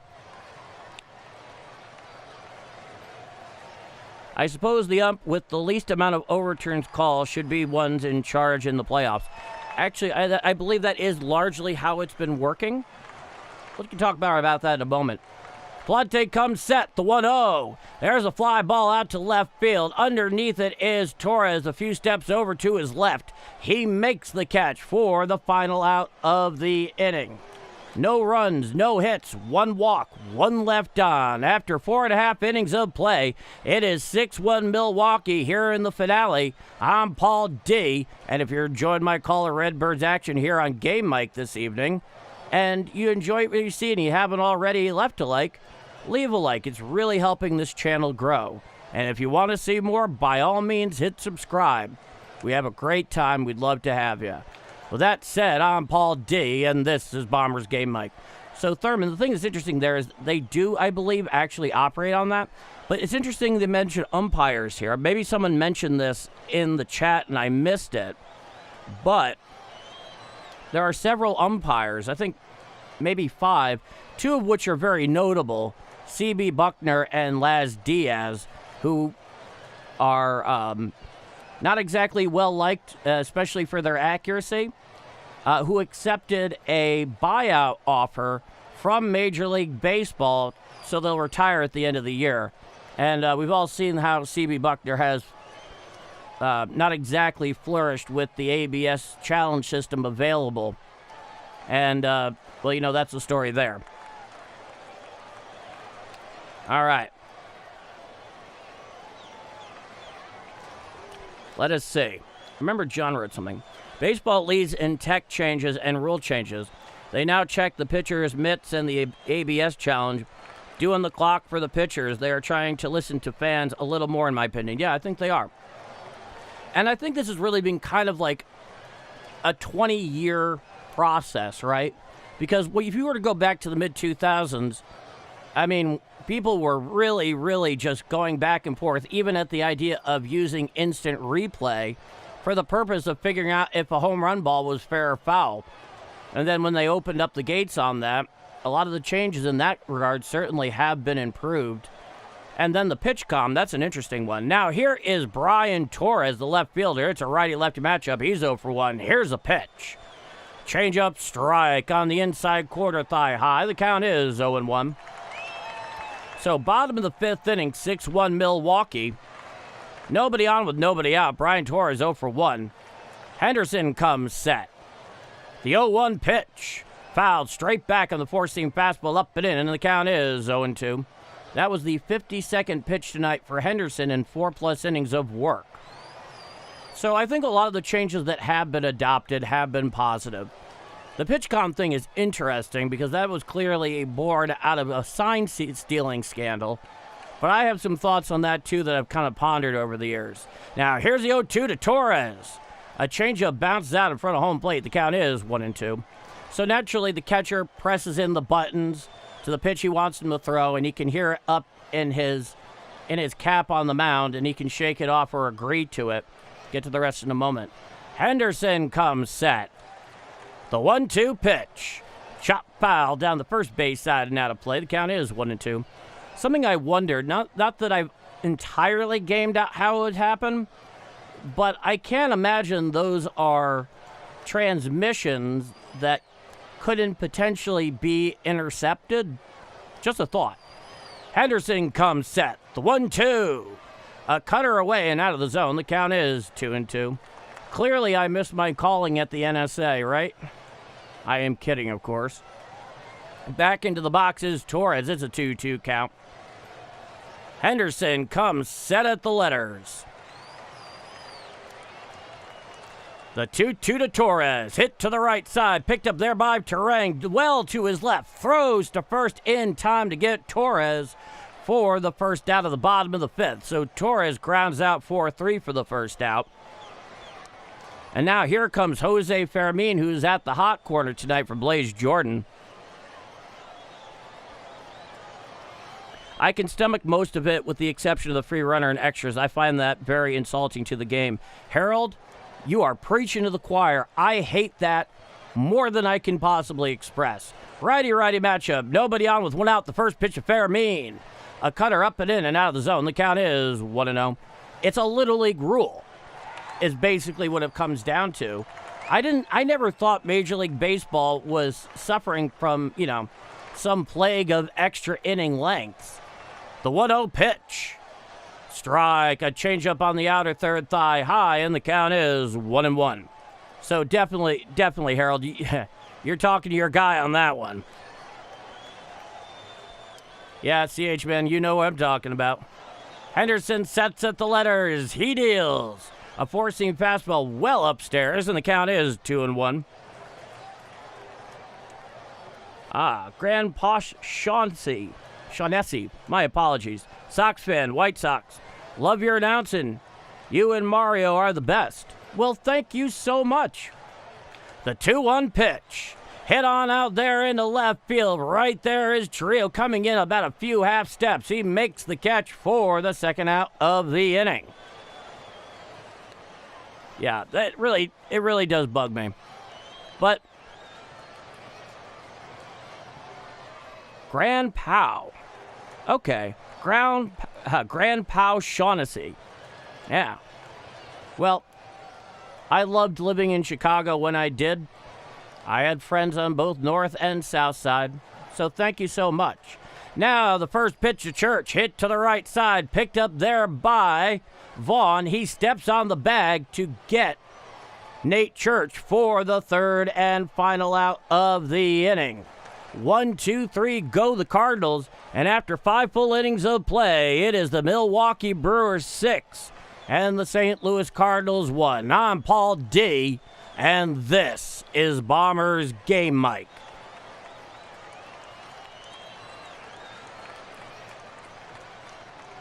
All right. Where we got? Yeah.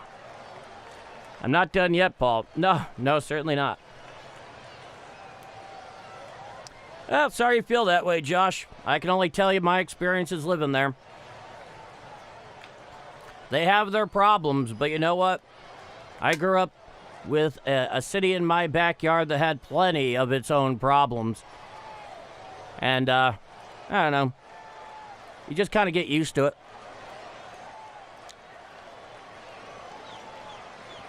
All right. Due up for the Brewers in the top of the 6th inning is going to be Sal Frelick, Cooper Pratt, and Joey Ortiz. 7, 8, 9 in the Brewers order. Pallante so far has thrown 92 pitches, 53 of which have been strikes. I can't imagine that he has too much time left on the mound, and despite the 6 runs he has given up, I'll give you his line here. 5 innings pitched, 7 hits, 6 runs, all earned, 2 walks, 2 strikeouts, and the home run allowed. Anything you can do to save the bullpen a little bit, even with the All-Star break coming up. All right, we're back for the top of the 6th inning. Stepping up to bat is the lefty right fielder, Sal Frelick. He's 1 for 2 with an RBI. No, Michael, I live in St. Louis. One time I did live in Chicago. I went to school there. Now, here's the first pitch to Frelick. A four-seam fastball ruled a ball down and in. And the count is 1-0. In fact, that is where I met Mrs. Game Mike. He comes one, the 1-0 pitch. A four-seam fastball upstairs ruled a ball, and the count is 2-0. The only time the ghost runner isn't in effect is in the playoffs. It real sucks. Yeah, and thank God for that, Dennis. I mean, that's one thing I look at. I'm like, oh, at least they didn't go that far. He comes one, the 2-0 offering. Strike, four-seam fastball inside corner right at the knees, and the count is 2-1. Sal Frelick, 1 for 2 with an RBI single, 238, 3 home runs, 32 RBIs in 86 games, 630 OPS. Infield defense very much shaded towards the right side against the left-hander Frelick. The 2-1 offering. Check swing on the slider up and away. Did he go around? Yes, says the home plate umpire. Didn't even appeal, and the count comes even at 2-2.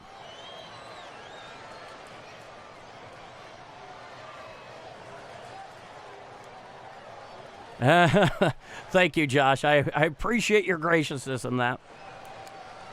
So it's a 2-2 count. He comes one. He deals. Hit to the left side, and Fermin picks it up well wide of third. They're in shallow left field, but there's absolutely no play to be made at first. So a single there for Sal Frelick to lead things off for the Brewers in the top of the 6th inning. No, I very much valued my time and education at Loyola. It has served me very well. It was worth it. I made a good choice for me. And when I was done, I left. But I do try to make my way back whenever possible. There are just some things you do in life, certain choices that you make, when you look back on it and you realize, man, that was one of the most important and positive decisions I've ever made in my life. And that very much describes my choosing to go to Loyola and lived all those years in Chicago. All right, Andre Pallante, he's been called out of the game. Gastelum, the rookie, he's coming in. The right-hander, he made his debut last night. The runner on first is very much Pallante's, still his responsibility. So Gastelum there, the rookie, I believe a 24-year-old right-hander who was putting up insane numbers down at AAA Memphis. He's coming on in. A lanky fellow, really long, dark brown locks with the beard. He is very distinctive looking. Well, thank you so much, Josh, and cheers to you as well. Delta leader, I'm scared people are going to hate my take. Delta, so long as you're reasonable about it and you put it forward, you don't have anything to worry about, at least not from me. I'm always a big fan of good-natured, respectful debate with different opinions. It really comes down to the matter of debate the issue, not the person. And you certainly won't get anything personal from me here. Remember live internet to 24-hour no commercial first was Weather Channel. And second, I kid you not, was the time the channel actually a clock on the wall. Yeah. We get to watch Colin Montgomery grow up right before our eyes. Well, I have to imagine, Shaughnessy, that you have to be pretty happy with how the White Sox are doing. The Southside Samurai is very impressive. Now, here's the first pitch from Gastelum. Swinging strike on a slider down and away to Cooper Pratt. And the count is 0-1. It's a righty-righty matchup. There's a runner on first with nobody out, top of the 6th inning. Andre Pallante, that's still his responsibility there at first. Gastelum winds, he deals, hit on out there to right field and in for a base hit. So he has himself a single there on the second pitch from Gastelum. And now the Brewers have runners on first and second with nobody out here in the top of the sixth inning.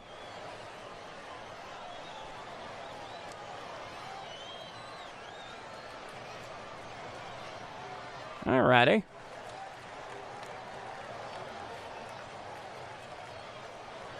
The only thing steepier than the ghost runner was the coin toss as extra inning decider. Now here's the first pitch to Ortiz. He puts down a bunt, and he bunts it foul down the third baseline on the sinker away. The count is 0-1. I'm not a fan of the DH. Sorry, but if you can play on the field, you shouldn't have to bat. Call me old-fashioned, I don't care. I liked with the National League having the pitcher as well. I liked having that differential between the two leagues. Now, here's Ortiz. It's an 0-1. He shows bunt again. He pulls back. It's a changeup down and away. Ruled a ball. The count is 1-1. So runners on first and second. Nobody out. Top of the sixth inning. 6-1 Milwaukee here in the final. Gastelum here, the rookie, made his Major League debut last night. He's in relief of Andre Pallante. The runner at second is still Pallante's responsibility. Now he goes and he steps off the mound, bluffs back there towards second. No throw, and the count is still 1-1.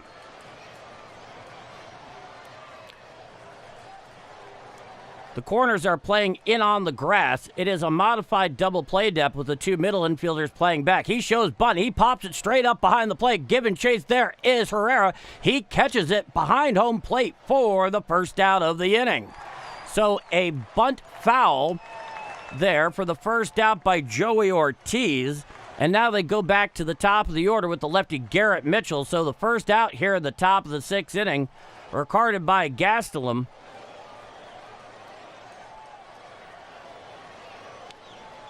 What I would say, though, about the whole changing over to full DH, I'll get there in a moment. Garrett Mitchell, a ground out, a single, and a ground out. He is 1 for 3. Runners lead off first and second. Gastelum sets at the belt. The first pitch. Swinging strike on the changeup down and away, and the count is 0-1. Is 1. Both the owners and the players' union wanted it, because that would mean an extra job on every big league roster. You know, that's why you expand it to 26. The 0-1, fouled straight back on the four-seam fastball up and away, and the count is 0-2. That and just the monumental amount that is financially invested into pitchers, they were going to remove any potential risk they possibly could. I still remember Chien-Ming Wang coming home in Houston in 2008. Here's the pitch. A four-seam fastball up and away and out of the zone. The count is 1-2. But I do miss it because I think we could fair to say it's a very pure form of baseball. And boy, did it make getting through in a lineup a lot easier against a national team in a National League park. Here's the 1-2. Swinging strike 3. Down goes Mitchell for the second out of the inning.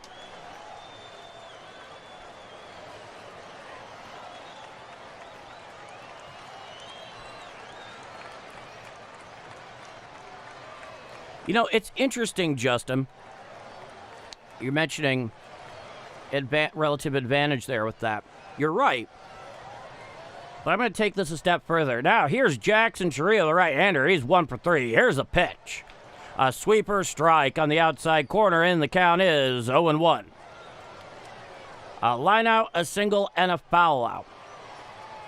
I miss a pure World Series. I'll explain what I mean in a moment. Runners lead off first and second with 2 out. Here's the 0-1. Swinging strike on the changeup down and in. Hacking over that one is Chirijo, and the count is 0-2. With interleague play becoming so widespread and every team playing every team in the other league, when you get to the World Series, there's already a track record. He comes set at the belt. The 0-2 pitch. A four-seam fastball up and away and out of the zone. The count is 1-2. So when we were talking about the 2011 World Series earlier, that Cardinal-Ranger World Series was a pure World Series because they hadn't played each other in a few years. And it was so much fun to watch. Castellum sets the 1-2. Hit down toward third, picked up by Fermin. Steps on third to get the force for the final out of the inning. No runs here for the Brewers. We go to the bottom of the sixth inning. It is 6-1 Milwaukee, getting late here in the finale. I'm Paul D, and this is Bombers Game Mike. All right, let's go to the chat. Okay. Right. All right. So, C. John. Me too. I enjoyed the old NL rules. The skipper's game management was really interesting to follow. Yeah, that's one of the things I love so much about it. It's just, it was a brand of baseball that obviously you couldn't find in the American League. But when you watch National League ball, you're like, man, this is kind of cool. Even as somebody who grew up as an American League fan, I appreciated that. All right. Okay. Ron Lyle, I never understood why a pitcher could never hit. Didn't they hit growing up? Undoubtedly they did, Ron. I think it was just a matter of by the time they get to the professional game that they wanted their attention far more invested in one place than the other. And then as the price tags kept getting higher, it went from something they could do, which is nice, to something that was they were becoming uneasy about for clear reasons. And then you get to the last CBA and good night, unfortunately. Okay. Bob Forsch was a good hitting pitcher, yeah. So was CC Sabathia, actually. I remember that. All right. But I do miss the pure World Series where the two teams from each league hadn't seen each other. That led to a certain excitement that didn't need to be overblown because it was so much in evidence. You're like, man, I've been waiting all year to see this team play that team. Now, here's the first pitch to J.J. Weatherall. Foul tipped on the cutter away, and the count is 0-1. 61 pitches here for Henderson. In 5+ innings of work, J.J. Weatherall's 1 for 2. It's a righty-lefty matchup. 6-1 Milwaukee here at the bottom of the sixth inning.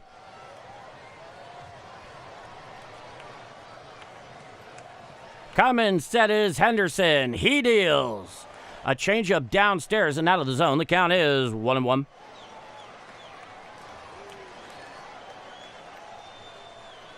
Yeah, undoubtedly. They were never very competent at it, Ron. There's no question.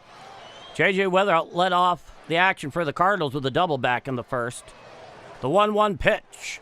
Fouled straight back on the four-seam fastball up and away, and the count is 1-2. I think I had a 24 WAR, but only 18 of that was from pitching. Interesting. That's actually something that you finally mentioned wins above replacement. I'll get to this in a moment. Henderson sets the 1-2 pitch. A slider down and in and out of the zone. The count comes even at 2-2. It's interesting, Harold, because in all the games I've called here for Cardinal games, you're the first person in the chat, to my recollection, Guard maybe has, that I can remember mentioning WAR as a stat. Now the 2-2 offering. A changeup down and in and out of the zone. The count is 3-2. Came in at 80 miles an hour.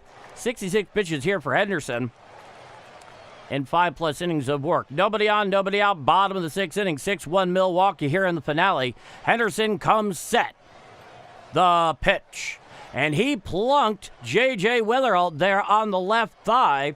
So Weatherall takes first with a leadoff hit by pitch. And that'll bring up Ivan Herrera, who's 0 for 2 with a strikeout tonight.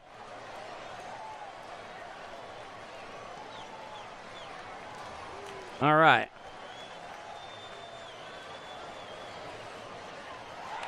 Okay.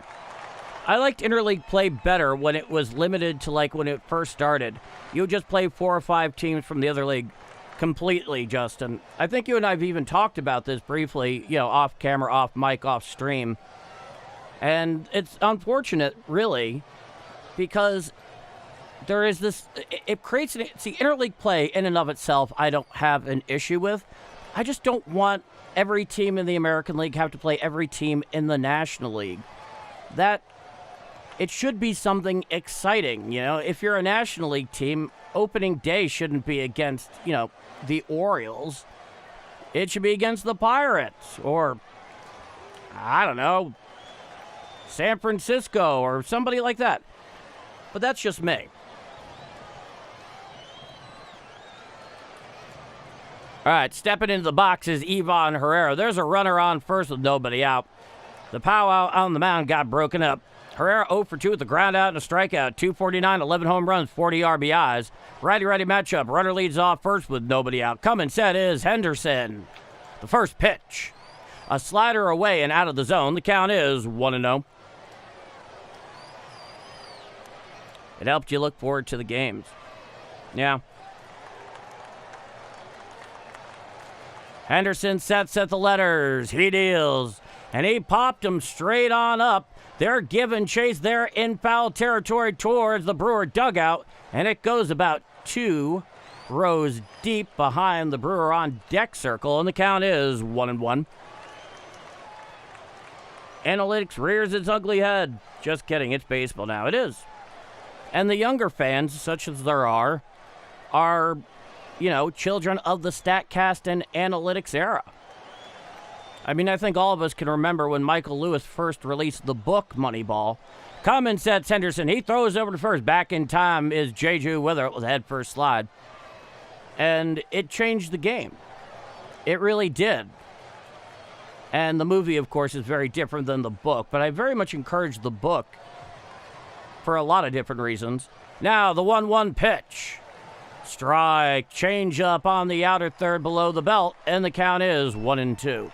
Not as an endorsement necessarily of everything that it's preaching, but it really gives excellent historical insight into how we got here today in baseball. Henderson sets, he deals, swinging strike 3 on the four-seam fastball up and in, and that's the first out of the inning. If DH existed in the 70s, Scipio Spinks would have never been hurt. He was the next big Cards righty just before Forshee. Spinks' a late career, Gibby, Forsh, and whatever lefty we have been a top 3 rotation. Now here is Alec Burleson. He had the RBI earlier. Here's the pitch. A slider fouled straight back, and the count is 0-1. Goodness, I'm trying to remember his name now. I have to pull it up. I'll put a pin in that point in a moment. Common sets Henderson. Runner leads off first with 1 out. Bottom of the 6th inning. Henderson sets. He deals to Burleson. A changeup away and out of the zone. The count is 1-1.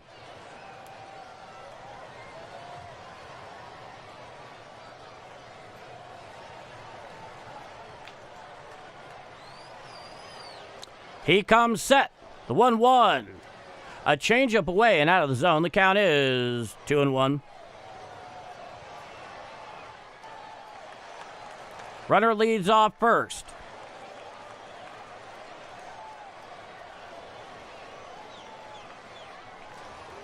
Here's the pitch. A four-seam fastball up and away and out of the zone. The count is 3-1 to Alec Burleson. Now, something I'm curious about here, because, we do have some more seasoned fan in the audience that have been around for many years watching baseball, and certainly here in Missouri. I'll ask my question in a moment. Henderson sets the 3-1 to Burleson. Ball 4, and that will put runners on first and second with 1 out here in the bottom of the 6th inning. And here comes Jordan Walker. Jordan Walker tonight, he's 0 for 2 with a strikeout. And here comes the skipper for Milwaukee. It looks like we're going to have ourselves a pitching change. Only 76 pitches here for Henderson and 5 1/3. So we have ourselves a pitching change. The righty Chad Patrick coming in relief here for Logan Henderson. So we have ourselves a pitching change. All right, here's the question. For those of you in the know, of course, because you saw it, what was your opinion on Charlie O. Finley? Because we're talking about the DH, and Charlie Finley, among some of his wilder ideas, we'll get here in a moment, he was a big proponent of the designated hitter. And I'm not talking about his decision to move the A's from Kansas City to Oakland. I'm just talking about him more generally. I'm curious if you leave it in the chat. I'd like to hear your opinions on that. Jojo Spades, I liked him. Okay. All right. I am here. Better late than never. Welcome aboard, Ethan. For those of you that do not know, Spink slid home, bench dropped, both legs down, and his knee. Spink's never threw another pitch. Yeah, yellow baseballs. You know exactly what I'm talking about, JoJo. Shorts, that's another one. Oh, another thing that he proposed was that for free agency, the maximum term for every contract should only be 1 year for every player, which I think would have been utter chaos, and obviously the players' union wasn't having that.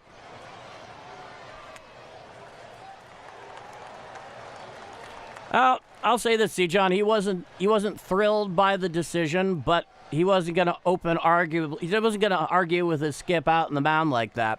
So Chad Patrick will be coming in, the right-hander. So tomorrow night, this is going to begin the stretch of audio only, is a 7:15 p.m. scheduled first pitch at Busch hosting the Atlanta Braves. I'll be live here, audio only, on Game Mic at 7:05 p.m. That's an Apple TV Plus exclusive. Not that exclusive, because you're able to get it here. Chad Patrick in 27 games, 70 and 2/3 innings pitch, a 3.44 ERA, a whip of 1.20. Righty-righty matchup. The first pitch to Jordan Walker. Swinging strike on the cutter away, and the count is 0-1. Didn't they used to refer to the National League as the senior circuit?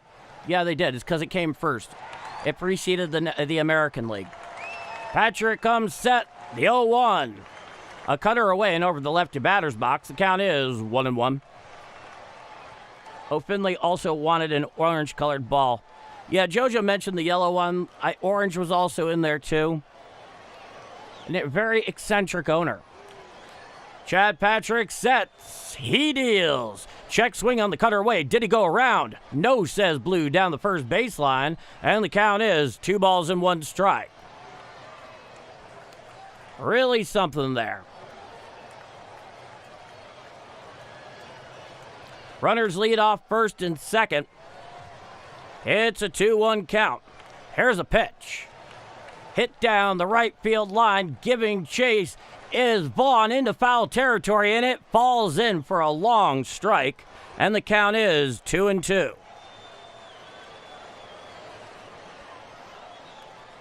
So a long strike there. Nobody could get to that particular one off the bat of Walker. So he gets back onto the bump.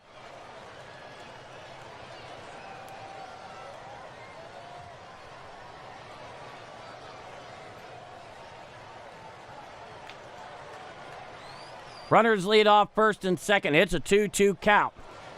Chad Patrick comes set. Time is granted by the home plate umpire at the behest of Jordan Walker. Take another drink.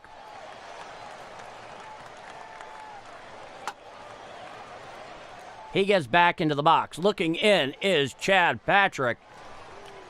He comes set just above the belt. He holds. He deals. A cutter well out and away and over the lefty batter's box, and the count is now full. 3-2 strikes.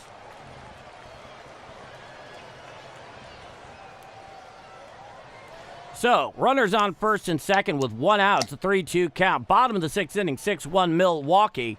Chad Patrick in relief. Here's the pitch. Head on out there into left field. Going back, looking up, and it is long gone. A 3-run home run from Jordan Walker. Jordan Walker, keep walking. The force is with you, Master Skywalker, and that cuts it down to a 6-4 Milwaukee lead. Oh, he got all of that one. It was off the facing of the Big Mac sign and left, and it is now a 6-4 ball game. Oh, what a home run by Jordan Walker. Oh, ho, ho.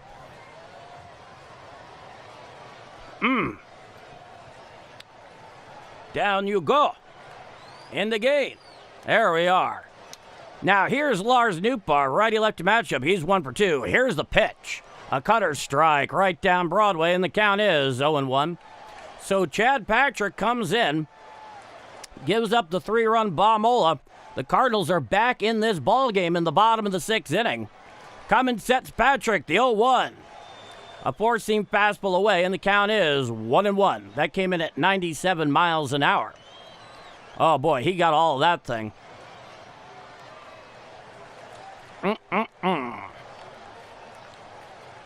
Now, here's the 1-1. Strike, four-seam fastball, whispers over the black of the outside corner, thigh high, and the count is 1-1.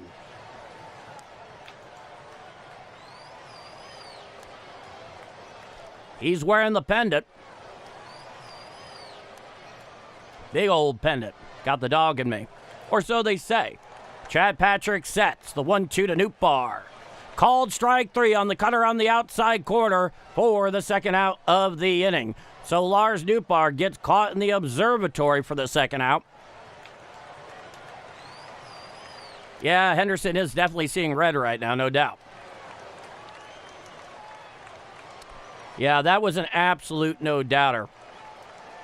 Got there in the second deck and left, and at Busch Stadium, we all know how far away that is. So nobody on with 2 out. 3 already in. The first pitch to win. A sinker strike down Broadway, and the count is 0-1. So the Cardinals, they're back in this ball game. No question there. Patrick sets the 0-1. Hit on out there in the left field. Going back a couple of steps is Trio in front of the track. He makes the catch for the final out of the inning. But not before the 3-run bombola off the bat of Jordan Walker. It is now a 6-4 Milwaukee lead going to the top of the 7th inning. I'm Paul D. And if you're enjoying my call of Redbird action here on Game Mike tonight, and you haven't done so already, please leave a like. It's really helping the growing channel continue to grow and get this thing out to more Cardinals fans and baseball fans more generally, but certainly Cardinal fans, because we all know as Cardinal fans the bizarro broadcasting situation. Like 12 other teams in baseball, they have no regional sports network, and they need a place to be able to go, and I call almost every Cardinal game. So if you like what you see, hit the like. I'd appreciate it. And if you want to see more, just hit subscribe. We have so much fun here. I'm Paul D., and this is Bombers Game Mike.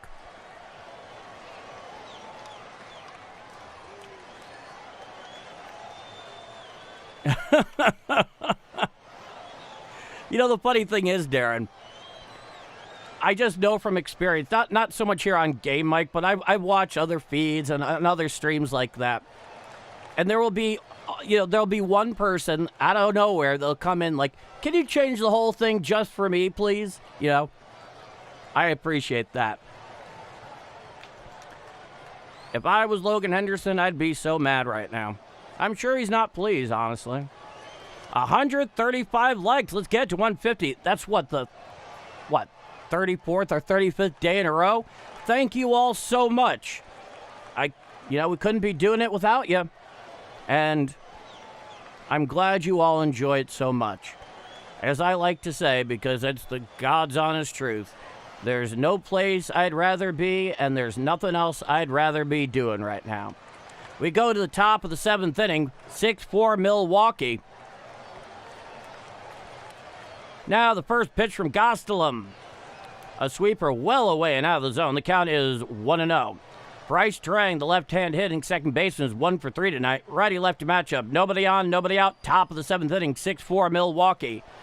Gastelum, the rook, comes set. The 1-0. Fouled straight back on the four-seam fastball down Broadway, and the count is 1-1.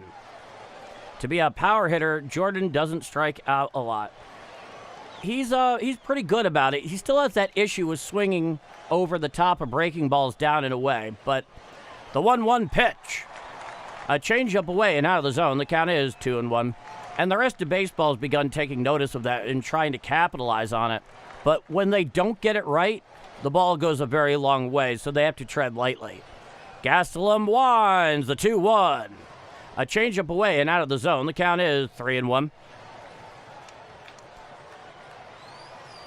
Well, Ron, thank you so much. I'm happy to do this. It's a tremendous privilege. The 3-1. Strike, changeup on the inside corner, whispers over the black above the knees, and the count is 3-2 to Bryce Terang.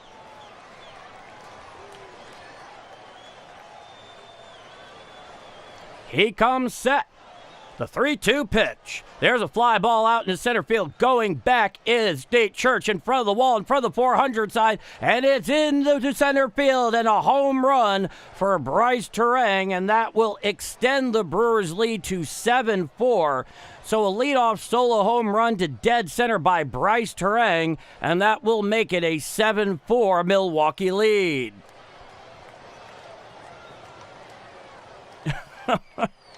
I appreciate that, Corey. Yeah, in this case, that looked like it was perhaps a changeup down and in that classic lefty swing path, which Terang, he sent that about 410 feet. Lands out in the grassy knoll in center. No, not that grassy knoll. We're not in Dallas. All right, going to the bullpen. Coming out of the game is the righty Rook Gaslam. Coming in is the righty Gordon Gracefo. He's going to face William Contreras with nobody on, nobody out.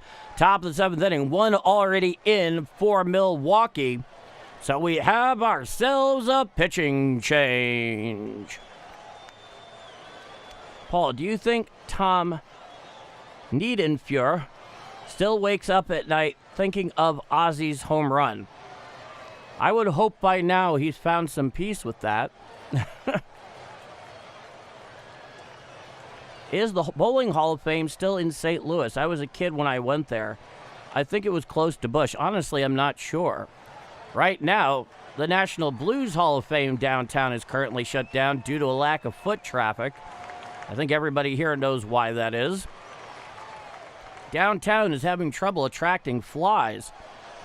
It's really, really depressing. I wish there was some kind of plan to actually make the place more desirable to go. I know there are a lot of Cardinal fans that have sworn it off. They still follow the team, but they're like, no, I don't want to deal with that. Even though there's plenty of private security around Busch Stadium, but still. I don't know. For me, I went to all the home games for the team I grew up rooting for in the South Bronx. So I don't really think about that so much. But if I, a wife or, whenever a kid comes along, that changes the equation entirely. If it's only my personal safety, I'm not thinking about it that much. But when I have to consider others in the equation, that's when you have to be more thoughtful, no doubt. Oh, it's in Arlington, Texas now. Arlington, Texas. Big fan. Six Flags, Cowboys AT&T Stadium. The new Globe Life Field for the Rangers. I've been there quite a few times. Gordon Gracefo deals to Contreras. A four-seam fastball upstairs, and the count is 1-0.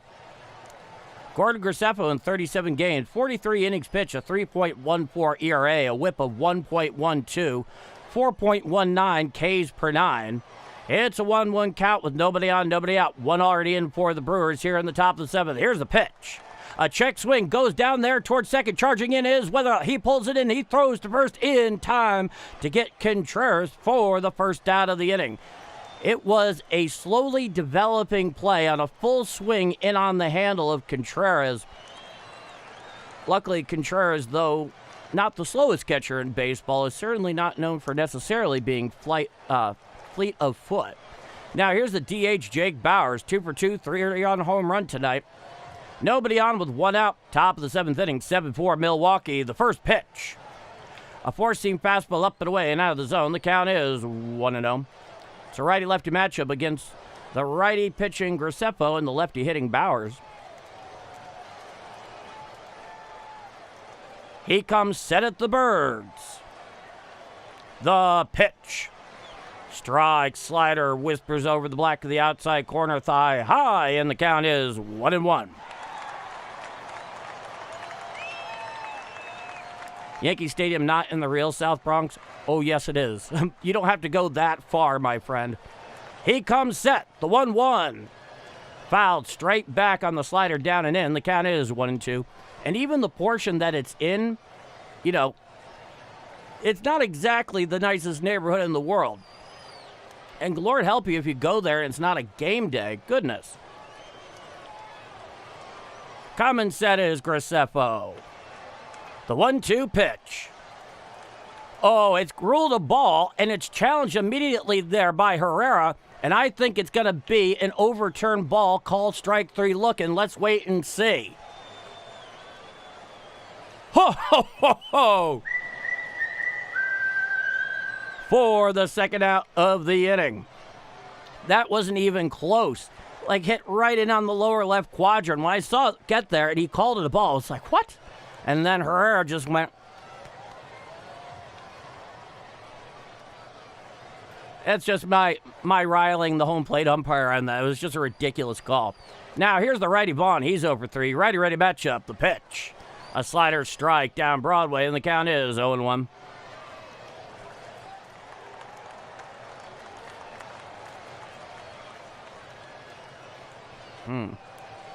He comes set at the Birds. The 0-1 pitch. A slider bounces out on top of home plate, and the count is 1-1. So nobody on, 2 out, top of the 7th inning. 1 already in, following the solo home run to center by Bryce Terang. They respond immediately to the 3 spot by the Cardinals in the bottom of the 6th. Graceffo sets, he deals. Chop foul towards the Brewer on deck circle. The count is 1-2.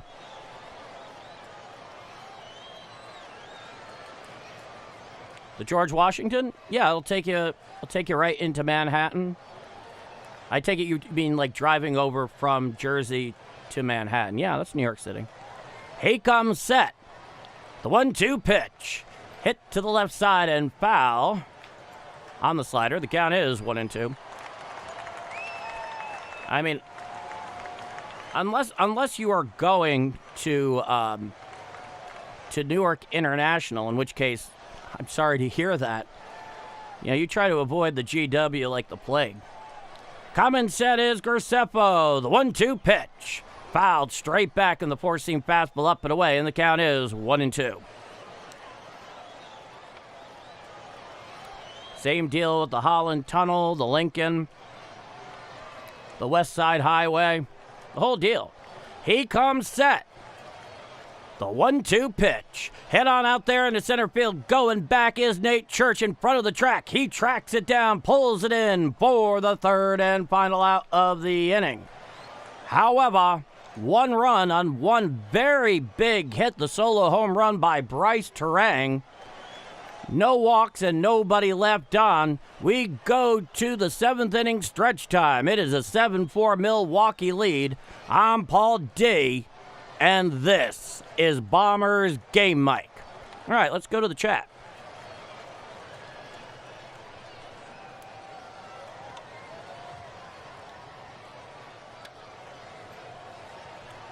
Darren. The GPS took me that way. If I remember correctly, I was going to Hartford, Connecticut. Hartford, Connecticut. I lived in Connecticut for a lot of years. And as we all know, it's one of the states that people forget because, you know, it's barely the size of this studio desk here. And I have been to Hartford maybe over the span of decades, maybe 6 or 7 times. Because there's very little to attract you to it. I mean, unless you're in state government or you really, really enjoy the AHL affiliate for the New York Rangers. Hint, I don't. I never really had any reason to go there. Oh, I went there for a really good Billy Joel concert at the Hartford Civic Center 20 years ago, in fact. That was really enjoyable. I like that. The old Yankee Stadium epic. Oh, Edgar, there's nothing you can say that will endear you to me more than that. I miss that ballpark more than you can know. All right, we're back here for the bottom of the 7th inning. 7-4 Milwaukee.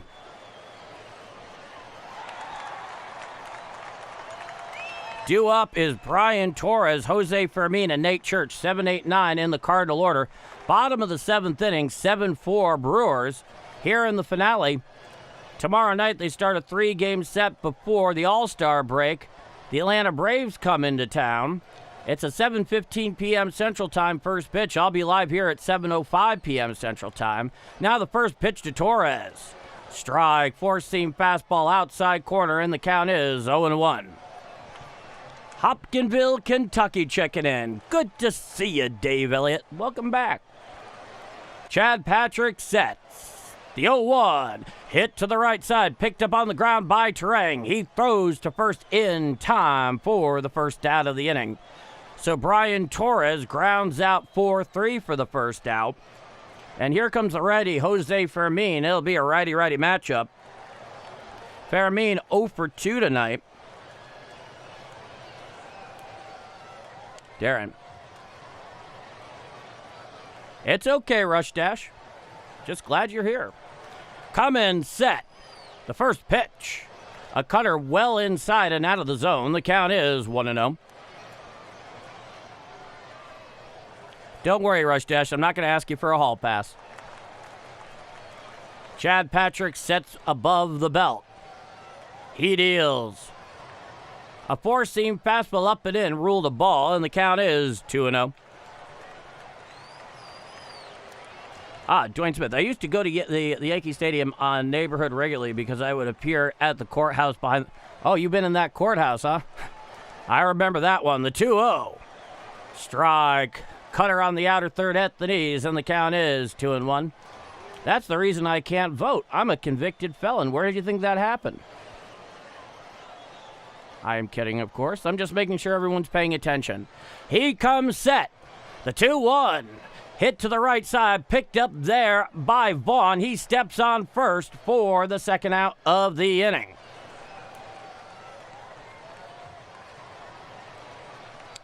All right.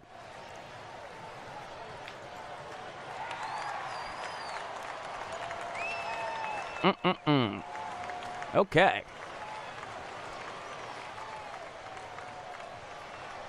Well, nobody on with 2 out. Here's Nate Church. He's 0 for 2. Righty-lefty matchup. Bottom of the 7th inning. 7-4 Milwaukee. Here's the first pitch. A four-seam fastball just off the outside corner, and the count is 1-0. Did you miss anything good from the Cardinals? In the bottom of the 6th inning, Jordan Walker hit a huge 3-run home run, Rush Dash. Common set is Patrick. He deals. Strike, cutter on the outer third above the knees, and the count is 1-1. That came in at 91 miles an hour out of the right hand of Chad Patrick. I once had life insurance from the Hartford. Yeah. He comes set. The 1-1 offering. He shows bunt, pulls back. The four-seam fastball in the outside corner is ruled a ball, and the count is 2-1. 4 more likes to 150. Smash that like button. Thank you, Justin. He comes set at the belly. The 2-1. Swinging strike on the cutter inside, and the count is 2-2. Dane, I'm admittedly a Cubs fan. I'll understand if you want to ban me. No, I'm not going to ban you for being a Cubs fan. The only time a Cub fan gets banned in here is when they come in and they act like a jerk. You're not a jerk. Patrick comes set. The 2-2 offering. Swinging strike 3 on the cutter away for the third and final out of the inning.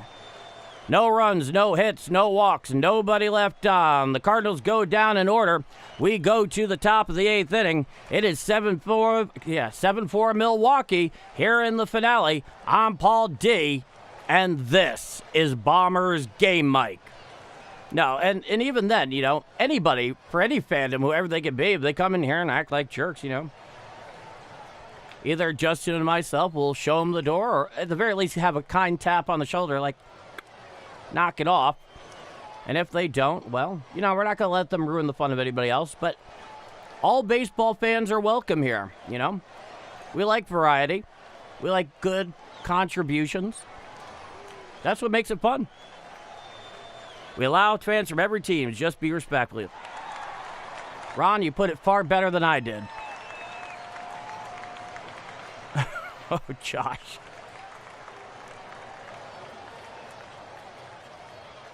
In college, I might have done that once when I was drunk, but I can't confirm or deny that.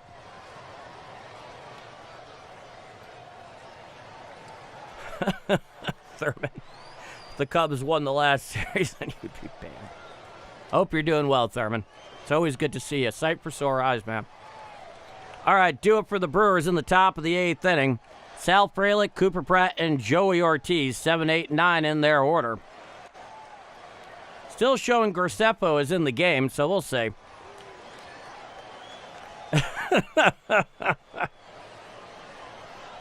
Definitely not. Heck, I'm pretty sure even Cubs fans have been doing that for decades. It's almost a trap because of just how many bars are in Wrigleyville. So we await the top of the 8th inning. Who do I have winning the home run derby? That's a really good question. Is Ben Rice in the home run derby this year? All right, here's a lefty Sal Frelick, righty-lefty matchup. Here's the pitch. Four-seam fastball upstairs and out of the zone. The count is 1-0. Sal Frelick is 2 for 3 tonight.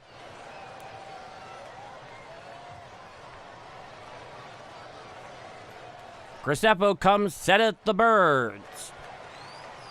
The 1-0 pitch. A slider up and away and out of the zone. The count is 2-0. Sal Frelick, a single, a ground out, and a single. 241 on the year. Not your classic power-hitting corner outfielder, but he does the job. He comes set. The 2-0. Strike, four-seam fastball down Broadway from Graceffo, clocked 94 miles an hour. And the Tarps Off crowd has gotten much larger out there in the right center field bleachers. I forgot who said it, but the size of the Tarps Off crowd is generally proportional to how much beer has been consumed that night at Busch Stadium. Come in set, the 2-1. A slider up and away and out of the zone. The count is 3-1. Though, in fairness, most of the guys who are out there without their shirts on right now do not look old enough to legally drink.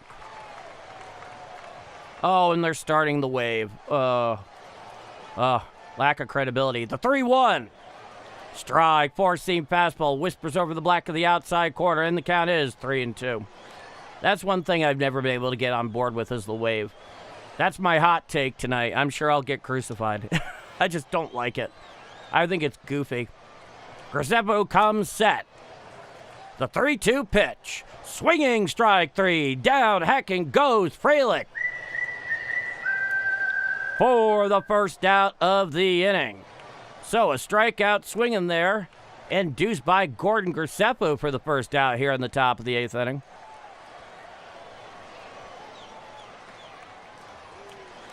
Now here is the righty hitting shortstop for Milwaukee, Cooper Pratt.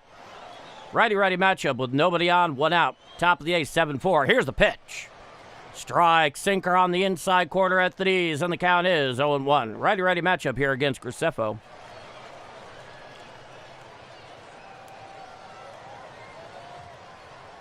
Graceffo sets at the Birds.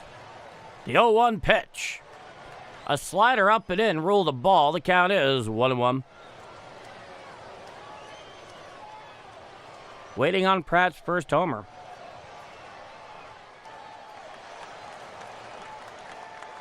Well, thank you so much, Darren. That's very much appreciated. The 1-1 pitch. Strike, slider, whispers over the black of the outside corner, thigh high, and the count is 1-2. So the infield defense is actually largely straight away here for Cooper Pratt. Playing back with one out, nobody on.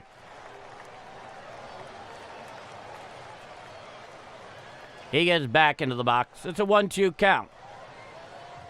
Graceffo sets at the Birds. He deals. Foul down the first base side, out of play on the slider away. The count's 1-2.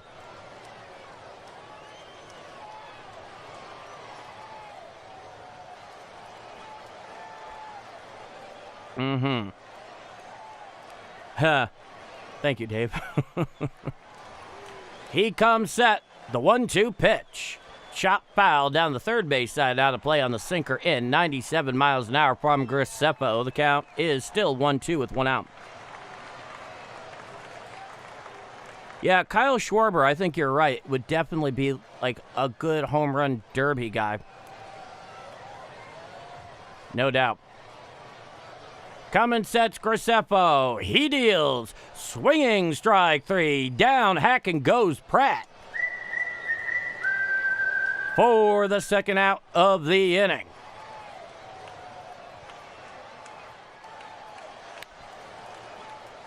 Yes, whistle time indeed. It's amazing. Everybody here is really enjoyed that. I'm glad. Now, here's Joey Ortiz, the right-hander. He's 0 for 3. Here's the pitch. Slider bounces out in front of home plate for a ball. Clocked 88 miles an hour. Let's see here. Interesting. Yeah. Looked like he was throwing a changeup on that. All right. Not the previous pitch, but the one that Pratt swung out on. Looking in is Graceffo. Sets at the Birds. The 1-0. Strike. Slider on the outside corner, thigh high, and the count is 1-1.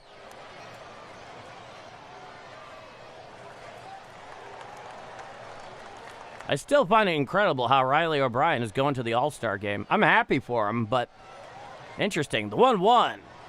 A sinker well inside. Ruled the ball. The count is 2-1. You know, because, you still have J.J. Weatherall in your head. Like, man, when baseball finally realizes what the Cardinals have at second base, they're going to jump all over it, marketing-wise. He deals. A sinker well inside and out of the zone. The count is 3-1. What do I think about them possibly picking up Robbie Ray?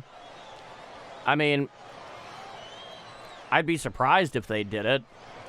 If the Giants are just giving him away, why not? But I wouldn't pay anything for him, really. Here's the pitch. A sinker well inside, ball 4. And so Joey Ortiz takes first with a 2-out walk. The Brewers have a runner on first with 2 out here in the top of the 8th inning, 7-4 Milwaukee. I think it's unlikely that they'll do that.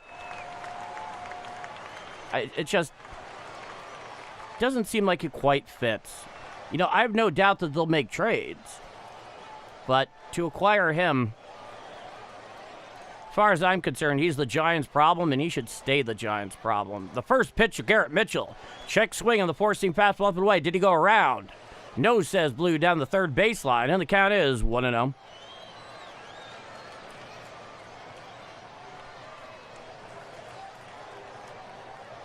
O'Brien rules. Is that a reference to O'Doyle rules? The 1-0 pitch.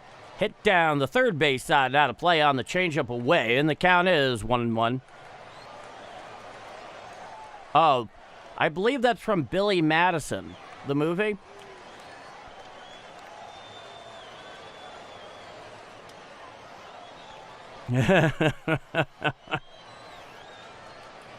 Runner leads off first with 2 outs, a 1-1 count. Coming sets Graceffo. He throws over to first. Back in time with the head first slide is Joey Ortiz. The count remains 1-1.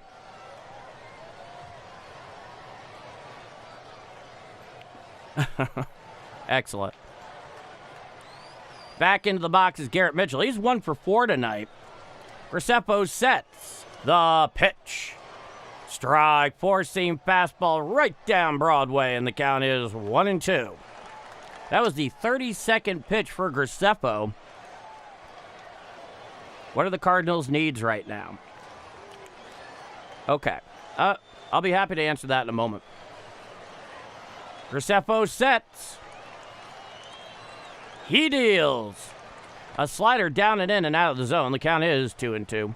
I'm sure there's a lot of people here who would be willing to answer that in the chat, but I'll give you my thoughts on the subject. First and foremost, they don't have a true number 1 starter atop their rotation. That's a big problem. I'll get to the rest in a moment. Graceffo sets. The 2-2 offering. Foul down the third base side and out of play. Their bullpen is inconsistent at best, to put it mildly. They could definitely use some more quality arms down there. As far as the rest of it is concerned, there are some interesting, more gray areas. Graceffo winds a 2-2. There goes the runner down towards second, but it's called strike 3. Down goes Mitchell in the observatory. for the third and final out of the inning. He gets the backwards K, Major League Baseball's impression of Cyrillic. So, no runs, no hits, one walk, one left on. We go to the bottom of the eighth inning. It is 7-4 Brewers here in the finale. I'm Paul D, and this is Bombers Game Mike. All right, let's go to the chat.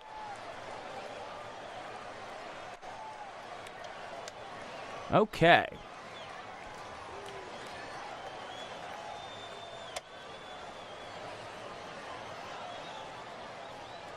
Okay, so, Dennis, you actually beat me to the punch there.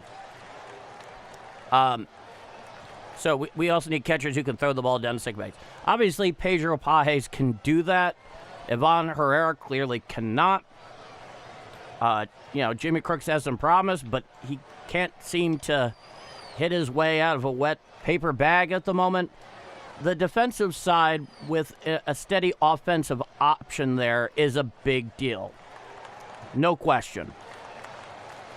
Third base is still a question mark because we don't know exactly what Blaze Jordan is going to be.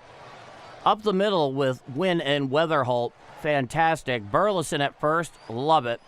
Jordan Walker out in right, outstanding. Nate Church could hang around. I mean, a solid defensive center fielder that's hitting .250 left-handed. I like that, too. Nootbaar has one more year of control, so I don't know what they're going to do with them. But they desperately need a number one guy atop the rotation, however they end up doing that. Obviously, probably not going to come out of free agency. I think we all know that. But by hook or by crook, as they used to say.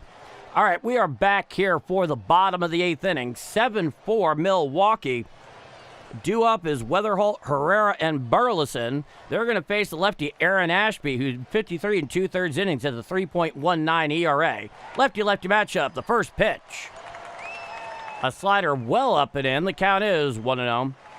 The lefty Ashby here has done an outstanding job for a lot of this year as a setup man for the Brewers.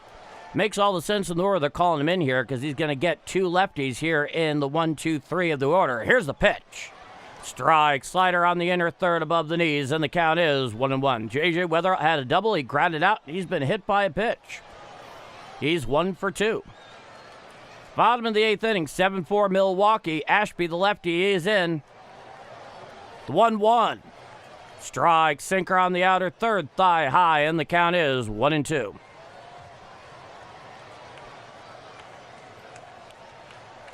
you think they should have kept Arenado? No. I think Arenado's time was up. I think we all very much appreciated him. He really enjoyed his time here. But his most productive years are long over. The 1-2 pitch. Hit on up the middle. Picked up there by Terang. Wide of second. He throws to first. Not in time. So an infield single leading things off here in the bottom of the eighth for J.J. Weatherholt. And the Cardinals have a runner on first with nobody out here in the bottom of the eighth inning. No, it made sense because they were able to shed some payroll there. Not all of it, obviously. They still have some dead money on the payroll at the moment going to him, in addition to some others. Let's see it on the replay. Yeah, he definitely beat it at first. A great play there by Terang. By the time he had actually gotten to it and was able to stop to some degree, he was on the left side of second, had to throw across his body with his momentum going the other way. J.J. Weatherholt, 2 fleet of foot on that.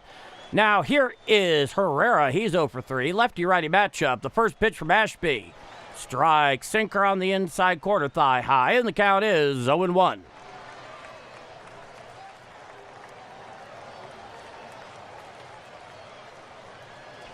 But I will say this. There's no hard feelings with Nolan Arenado. He's a class act. The 0-1. Bounced out in front of home plate, a changeup, and the count is 1-1.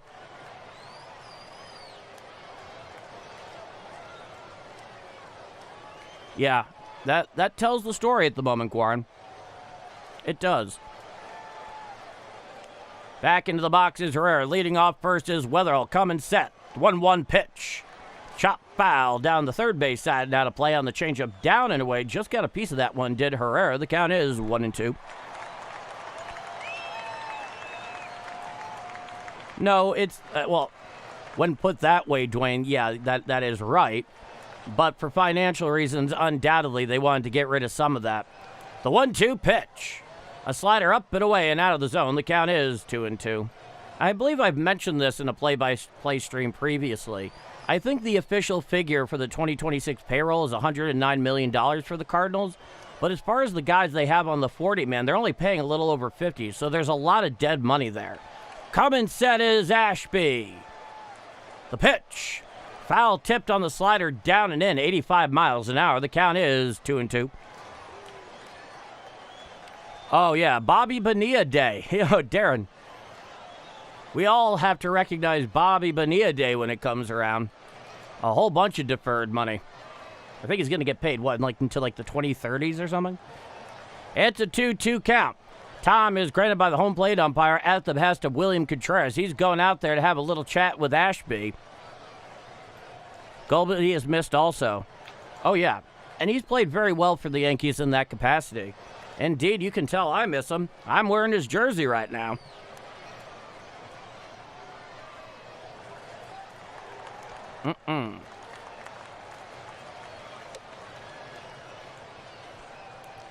He is back onto the bump. He comes set at the belt. The 2-2 offering. A four-seam fastball well inside, and the count is now full. 3 balls and 2 strikes to Ivan Herrera.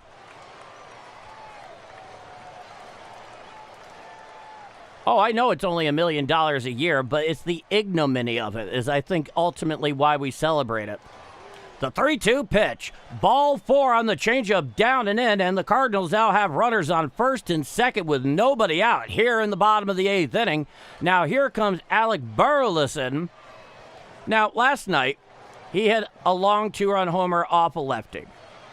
Though this year, overall, he has not hit particularly well against lefties. Apparently, before last night's game, they made a little bit of an adjustment to his swing, cutting down on the toe tap. Worked out then. Now the first pitch to Burleson. Swinging strike on the slider, down in the way. Swinging over the top of that one was Burley. The count is 0-1. He's hitting .346 with 3 home runs, 51 RBIs with runners in scoring position this year. It's an 0-1 count. Lefty-lefty matchup. Runners lead off first and second. Ashby set to the belt. The 0-1. Hit to the left side. Picked up there by Ortiz. He throws to second one. On to first. Not in time. So Burleson beats the throw to first. And the second out is recorded at second. And now the Cardinals have runners on first and third with 1 out here in the bottom of the 8th inning. And here comes Jordan Walker, who in his last at-bat hit a huge 3-run bombola against the second deck in left field, right on top of the Big Macland advertisement. Made it a 6-4 ball game at the time. It'll be a lefty-righty matchup. I think Goldschmidt is still with the Yankees. Oh, no, he's still there. Second year. All right, there is going to be a little bit of a chat here between the pitching coach and Ashby. Contreras is also out there on the bump having this chat. Undoubtedly talking about how they want to go after Jordan Walker here.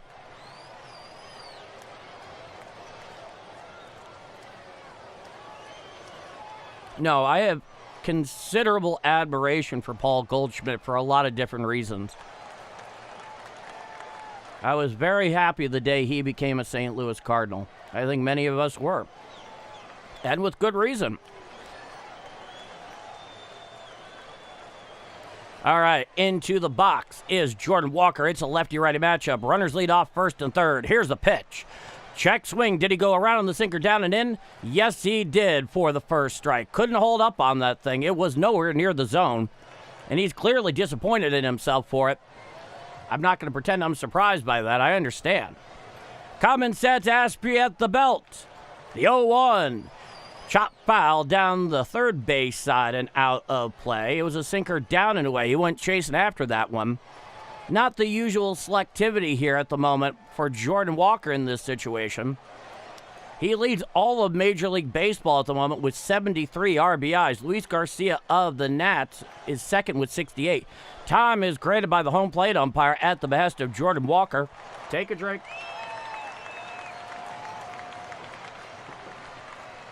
He's back into the box. It's an 0-2 count. The southpaw Ashby looks long and hard and comes set at the belt. The 0-2 offering. Swinging strike 3 on the Uncle Charlie, down and in for the second out of the inning. So a big strikeout there of Ashby, of Walker, I should say. Gets him on 3 straight. All the swings he took, none of those pitches were in the strike zone. Very unusual. Usually he has the issue with the breaking ball down and away, but there he did not show his usual plate discipline otherwise. Now here is Lars Nootbaar. It'll be a lefty-lefty matchup. Runners on first and third with 2 out here in the bottom of the 8th inning. Ashby sets the first pitch to Newt. A slider down and away and out of the zone. The count is 1-0. Will Logan Henderson be pitching again? I don't think he's due up until after the All-Star break. The 1-0. Strike, slider right down Broadway to Newt, and the count is 1-1.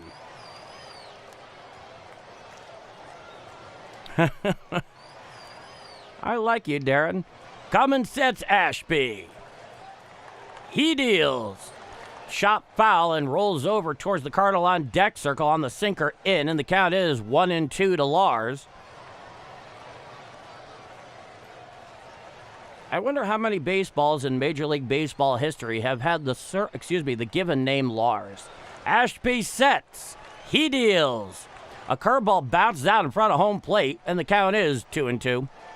So runners on first and third with 2 out. Bottom of the 8th inning, 7-4 Milwaukee here in the final. It's a 2-2 count with the setup man Ashby against Lars Nootbaar. Lefty-lefty matchup. He looks in long and hard. He comes set at the belt, does Ashby. The pitch. Slider ruled a ball, challenged immediately there by Contreras, so we have an ABS challenge incoming. It's going to be very close. Let's see what the result is. It's indeed a ball, so they lose the challenge, and Milwaukee now only has 1 ABS challenge remaining. That missed by 0.1 inches. A very close call. It's a 3-2 count with 2 out. The runners are going to be going here. He deals. And he popped him on up there just behind to the right of second. Underneath it is Terang. He makes the catch for the final out of the inning. The Cardinals, they threaten, but they can't put any across. We go to the top of the 9th inning. It is 7-4 Brewers here in the finale. I'm Paul D. And if you're enjoying my call of Redbird action here on Game Mike, and you haven't done so already, please do leave a like. It's helping this channel continue to get out to more Cardinal fans and baseball fans. Cardinal fans need it right now, as I understand it. So do Brewer fans.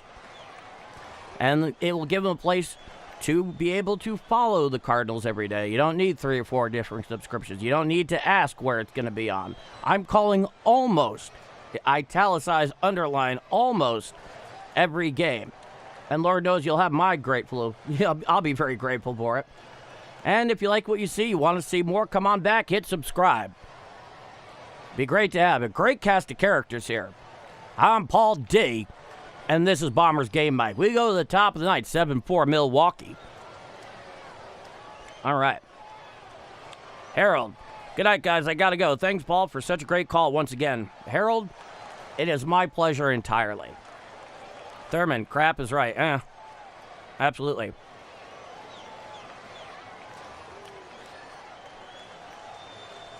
How many MLB uses around how many baseballs? Well, on a game-to-game basis, Warren, it averages between 90 and 120 baseballs per game. That has always been my understanding. All right. Right. Baseball reference. One of the great ones. All right. Kim Man, how are you doing tonight? My name is Scott. I can't complain, Scott. How are you doing? All right. And yeah, Goldie was solid for the Cardinals, Josh. No question.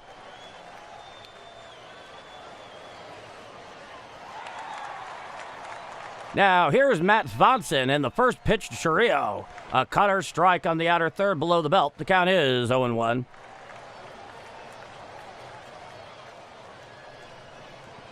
Razat Lab, thank you so much. I'm glad you're digging it. The 0-1 from Swanson. Fouled down the first base side and out of play, and the sinker in. The count is 0-2. Thank you, Dane. I do appreciate that. I'll do my best.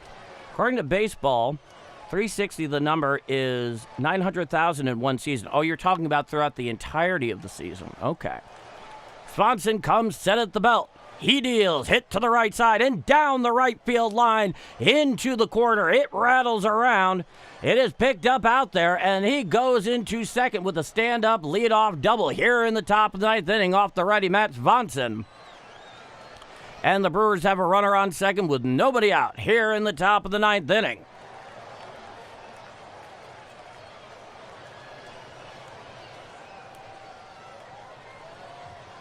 All right. Oh, you have a 2K bet. Well, hold on to that for a second. Now, here's the lefty second baseman, Bryce Terang. 2 for 4 tonight. Runner on second with nobody out. Righty-lefty matchup, the first pitch. Strike, sweeper on the inner third below the belt. The count is 0-1. So I know there are people that ask me, like, very specific questions. Will this happen? Will that happen? If you're asking me for wagering or gambling advice, please don't do that. I will not give you an answer, and I'll tell you why in a moment. The 0-1. A four-seam fastball up and in. The count is 1-1. The regular hearers are familiar with this. I have absolutely no issue with gambling. People should be able to make decisions about their own life and their own judgment. But something I'm not going to be on the hook for is for a bet that goes bad. Coming set is Swanson. The 1-1. Foul down the third base side and out of play on the sweeper up and in. The count is 1-2. In fact, recently, the Players Union, I think it's part of any sort of upcoming CBA, they don't want it so that, like, the major sport betting books can put prop bets on individual performances, because they hop on social media later and they have people just killing them and telling them, oh, you made me lose a couple $1,000. Here's the pitch. A sinker up and away and out of the zone. The count is 2-2. And it's just something I don't want to get into, because invariably, if I did that, there'd be one person who would blame it all on me, and I just don't want to go down that. I don't need that in my life. The 2-2 pitch. Head on out there to left field. Going over a few steps is Torres. He's underneath it. He makes the catch. Going down to third is Chourio, and he is in safely sliding on the sacrifice fly. He moves up 30 feet. So a sacrifice fly there by Bryce Terang to left field. And now there's a runner on third with one out here in the top of the ninth inning.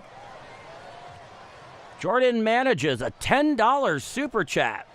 Thoughts on the 7 or so umpires that are retiring after this evening? Buckner, for example. I was talking about this a little bit earlier, actually. I have no issue with seeing CB Buckner or Laz Diaz go anywhere. Randazzo, never cared for him. The first pitch to Contreras. Foul. No, he hit it out there to right field.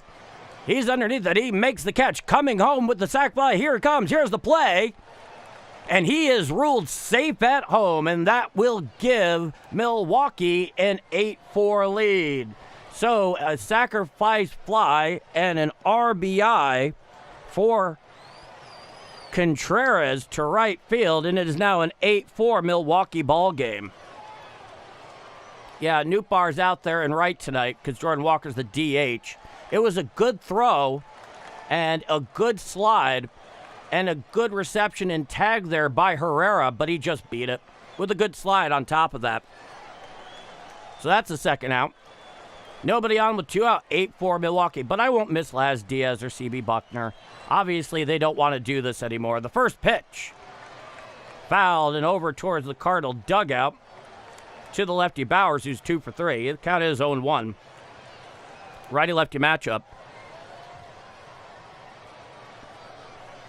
No, I mean, it's no surprise that they're taking the buyout. The 0-1 pitch. A cutter well upstairs and out of the zone. The count is 1-1. Infield defense very much shaded towards right with the lefty Bowers.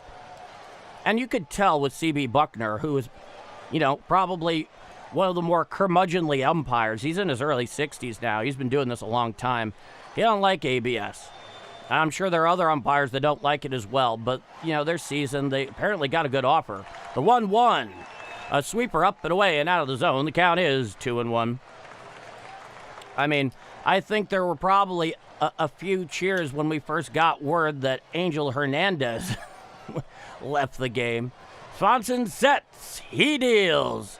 Fouled straight back on the sinker up and in, and the count is 2-2. Where is Ricky and Keel when you need him? Huh. Interesting thought. Infield defense played way back. Swanson sets the pitch. Swinging strike 3. Down goes Bowers for the final out of the inning. So the Brewers, they tack on one more. We go to the bottom of the 9th inning. It is 8-4 Milwaukee. I'm Paul D, and this is Bombers Game Mike. Let's go to the chat.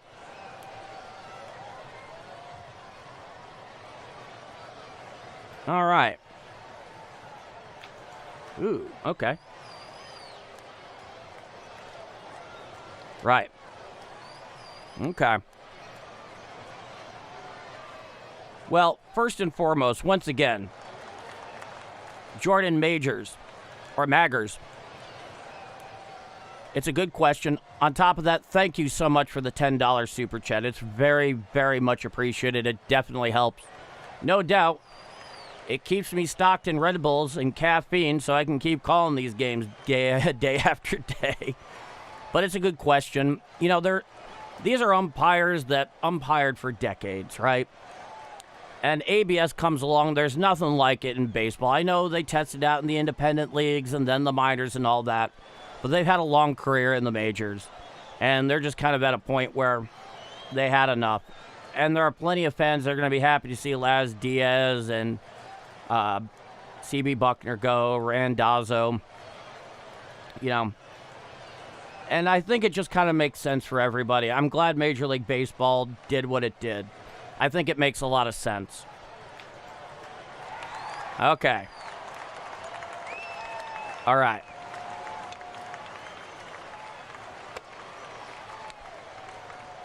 But that's the story there. I mean, I think everybody here knows all about it in terms of CB Buckner and Laz Diaz. The difference is that players and coaches generally like Laz Diaz personally more than CB Buckner. With CB Buckner, it starts to become kind of a personal issue. In fact, as I recall, Ollie Marmol and CB Buckner do not have a fun history. Now, here is Abner Uribe in 37 games, 36 and 2/3 innings pitched, a 7.70 ERA. He's only thrown 19 pitches in the last 3 days. A whip of 1.01. So he's coming on in, trying to nail down this finale here for Milwaukee. They have an 8-4 lead. Here is Mason Wynn. He's 0 for 3. Righty-righty matchup. Here's the pitch. A slider well out and away and out of the zone. The count is 1-0. So that's really the story there. Uribe sets the 1-0. Hit down the third base side, now to play on the sinker away, and the count is 1-1. So I'd like to thank you all so much for spending part of your Thursday night with me here on Game Mike for Brewers v. Cardinals. Nowhere else I'd rather be. Uribe sets the 1-1. Swinging strike on the slider, down and away, and the count is 1-2. Mason Wynn did a real favor there to Uribe. That thing wasn't close. Nope. I think any Cardinal fan that's aware of what happened at the end of May has a lot of trouble with Uribe. Uribe sets. He holds. He deals. Check swing on the slider, bounces out in front of home plate. He's able to hold up, and that brings the count even at 2-2. Now, we all know what he did. But this is what I will say. First off, his manager called him out publicly to the press afterwards in the post-game interview. Major League Baseball suspended him for a game and fined him, which is a good start. The 2-2. And a swing. Oh. A foul ball just gets a piece of that one. I thought for a second he swung and missed, but he stays alive, and the count remains 2-2. Uribe sets. The pitch. Hit on up the middle, picked up there by Cooper Pratt to the left of second. Throws to first in time to get Wynn going down the line. Mason Wynn grounds out 6-3 on the play for the first out. Brian Torres and Jose Fermin due up here.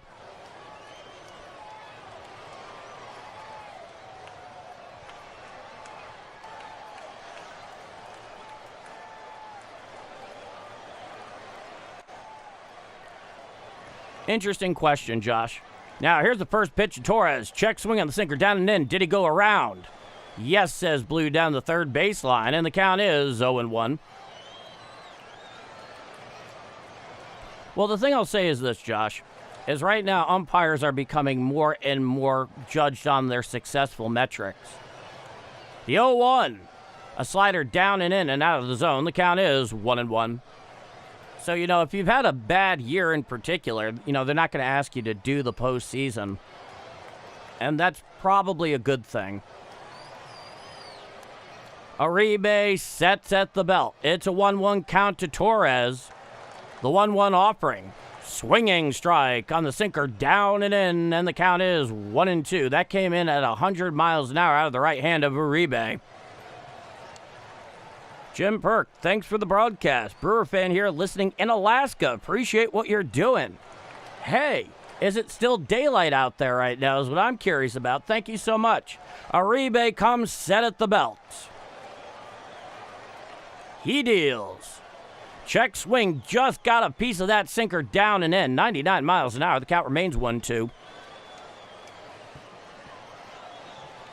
A lot to look forward to in the future with all the young talent we have. I have big hope for the future. Just have to get rid of Ollie. The club, it could be good. We'll see what happens there. But this team is definitely trending up, and they still have a half season to play. Uribe sets at the belt. The pitch to Torres. Foul down the third base side. Now to play on the slider down and in. The count remains 1-2.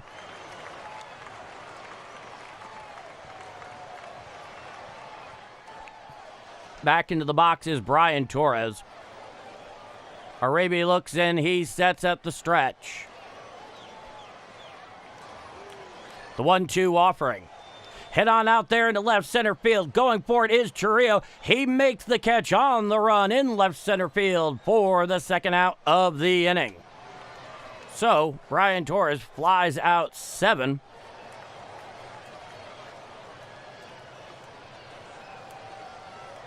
No, the future is definitely bright. And here's the thing. I was kind of hinting towards this or kind of motioning to this last night. No, 2 nights ago in the second game of the doubleheader. There are so many bad teams in baseball that wish they had what the Cardinals are experiencing right now. Now, here's Jose Fermin. He's 0 for 3. The first pitch from Uribe. A slider down and away and in the dirt. The count is 1-0. Jose Fermin's 0 for 3. Righty-righty matchup. Nobody on with 2 out, bottom of the ninth. 8-4 Milwaukee here in the finale. Tomorrow night, they welcome in the Atlanta Braves for the 7:15 first pitch. Common sets Uribe. He steps off the rubber. Yeah, they start the first of 3. There's a pitch clock violation there by Uribe, and so it is now 1 ball and no strikes to Jose Fermin. Oh, correction, it's a batter violation. So it's now a 1-1 count. You have to be fully ready to go by 8 seconds on the pitch clock if you're a batter. Coming sets Uribe. The 2-0. A sinker well out of the way and out of the zone. The count is... Okay, there's something weird going on here. Let's see. It's a 3-0 count. That's what I thought. It was a pitch clock violation. Cardinal.tv, am I right, folks? The 3-0 pitch. Ball 4, so Jose Fermin gets himself a 2-out walk, and now the Cardinals have a runner on first with 2 out in the bottom of the 9th inning.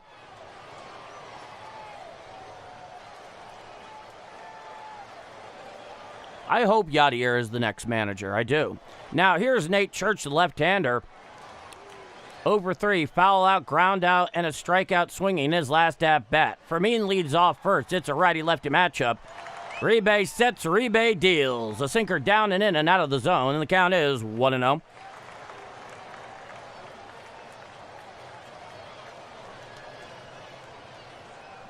I think you're right, Thurman. Uribe sets. The pitch. Strike, slider down Broadway, and the count is 1-1. That came in at 87 miles an hour.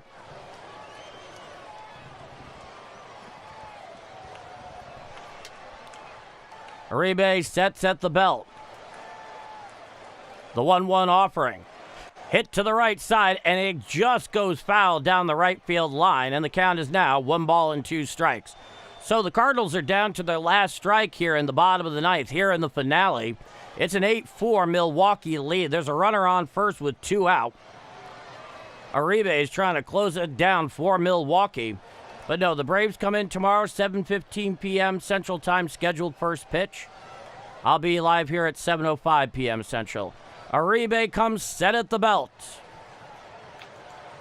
The pitch to Church. A sinker down in the dirt and out of the zone. Moving up towards second on the play is Jose Fermin. He goes to second on defensive indifference. And the count is 2-2. Infield defense for the Brewers playing all the way back. Runner leads off second. It's a 2-2 count. Uribe sets. The pitch to Church. Foul tipped, rolls over towards the Cardinal on deck circle on the sinker down and in. The count is 2-2. Jordan, great stream. I just found you last week and I've watched every game with you on YouTube. Keep it up, my man. I'm glad you're digging it so much. Welcome aboard. Uribe sets at the belt. The 2-2. Hit to the right side. Picked up there by Trang. Right of second. Throws to first in time, and that will do it. 8-4 Milwaukee. Here in the finale is your final.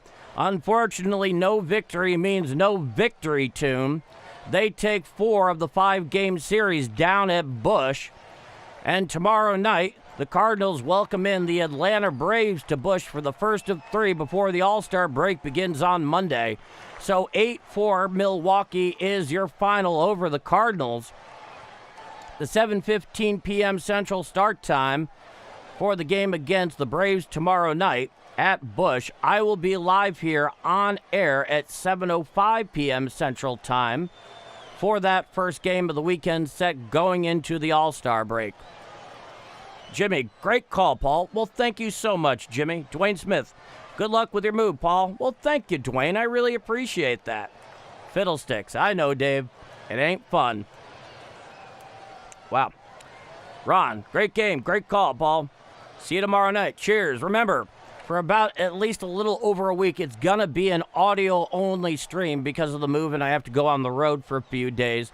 So we're going to be in straight-up radio mode. But I look forward to seeing you all there. You know I call the game no different in that case anyway. Corey, thanks for the great call as always, Paul. Have a great night, everybody. If you hang around for just a moment, Corey, you're mentioning about my doing Brewers games. Obviously, during the regular season, I will only be calling Brewer games when the Cardinals are playing them. But no doubt I'm going to be calling a spate of postseason games, and the way the Brewers are playing, that'll probably end up being one of them at some point. So that's a thought. Dave Elliott, great job as always, Paul. Thank you so much, Dave. You have a good night. Good night, chat. Good night, Paul D. See you all tomorrow. Cheers to you, Justin Beasley. As always, Justin Beasley doing Justin Beasley things. Delta, thanks for the calls tonight, Paul. And everyone in the chat for participating. Thank you, Delta. It's always good to see you. Josh, peace, love, and gym shorts, y'all. Let's go sweep them before the All-Star break. I'd buy that for $1. Corey, definitely a joke, but that would be awesome. Yeah, like I said, I've talked about this a little before. I'll be calling postseason games regardless. All right, Rush Dash, have a great night. You too, Rush Dash. You be well. Thurman, thanks, Paul. You the man. So are you, Thurman. Send my best to the missus. All right. Well, this has been a presentation of Bombers Game Mike. I'm Paul D. 8-4. Milwaukee is your final. They pick up the finale. They take 4 of this 5-game set. We'll be back tomorrow night for the Atlanta Braves coming into Busch Stadium. Scheduled first pitch is 7:15 p.m. Central Time. I'll be live here on Game Mike, audio only, at 7:05 p.m. Central Time, and I hope to see you all there. This has been a presentation of Bombers Game Mike. I'm Paul D. Bombers Game Mike, over and out. Be well, both you and yours, wherever you may be. Take care of yourself and have a lovely night. Thank you, everybody. Cheers.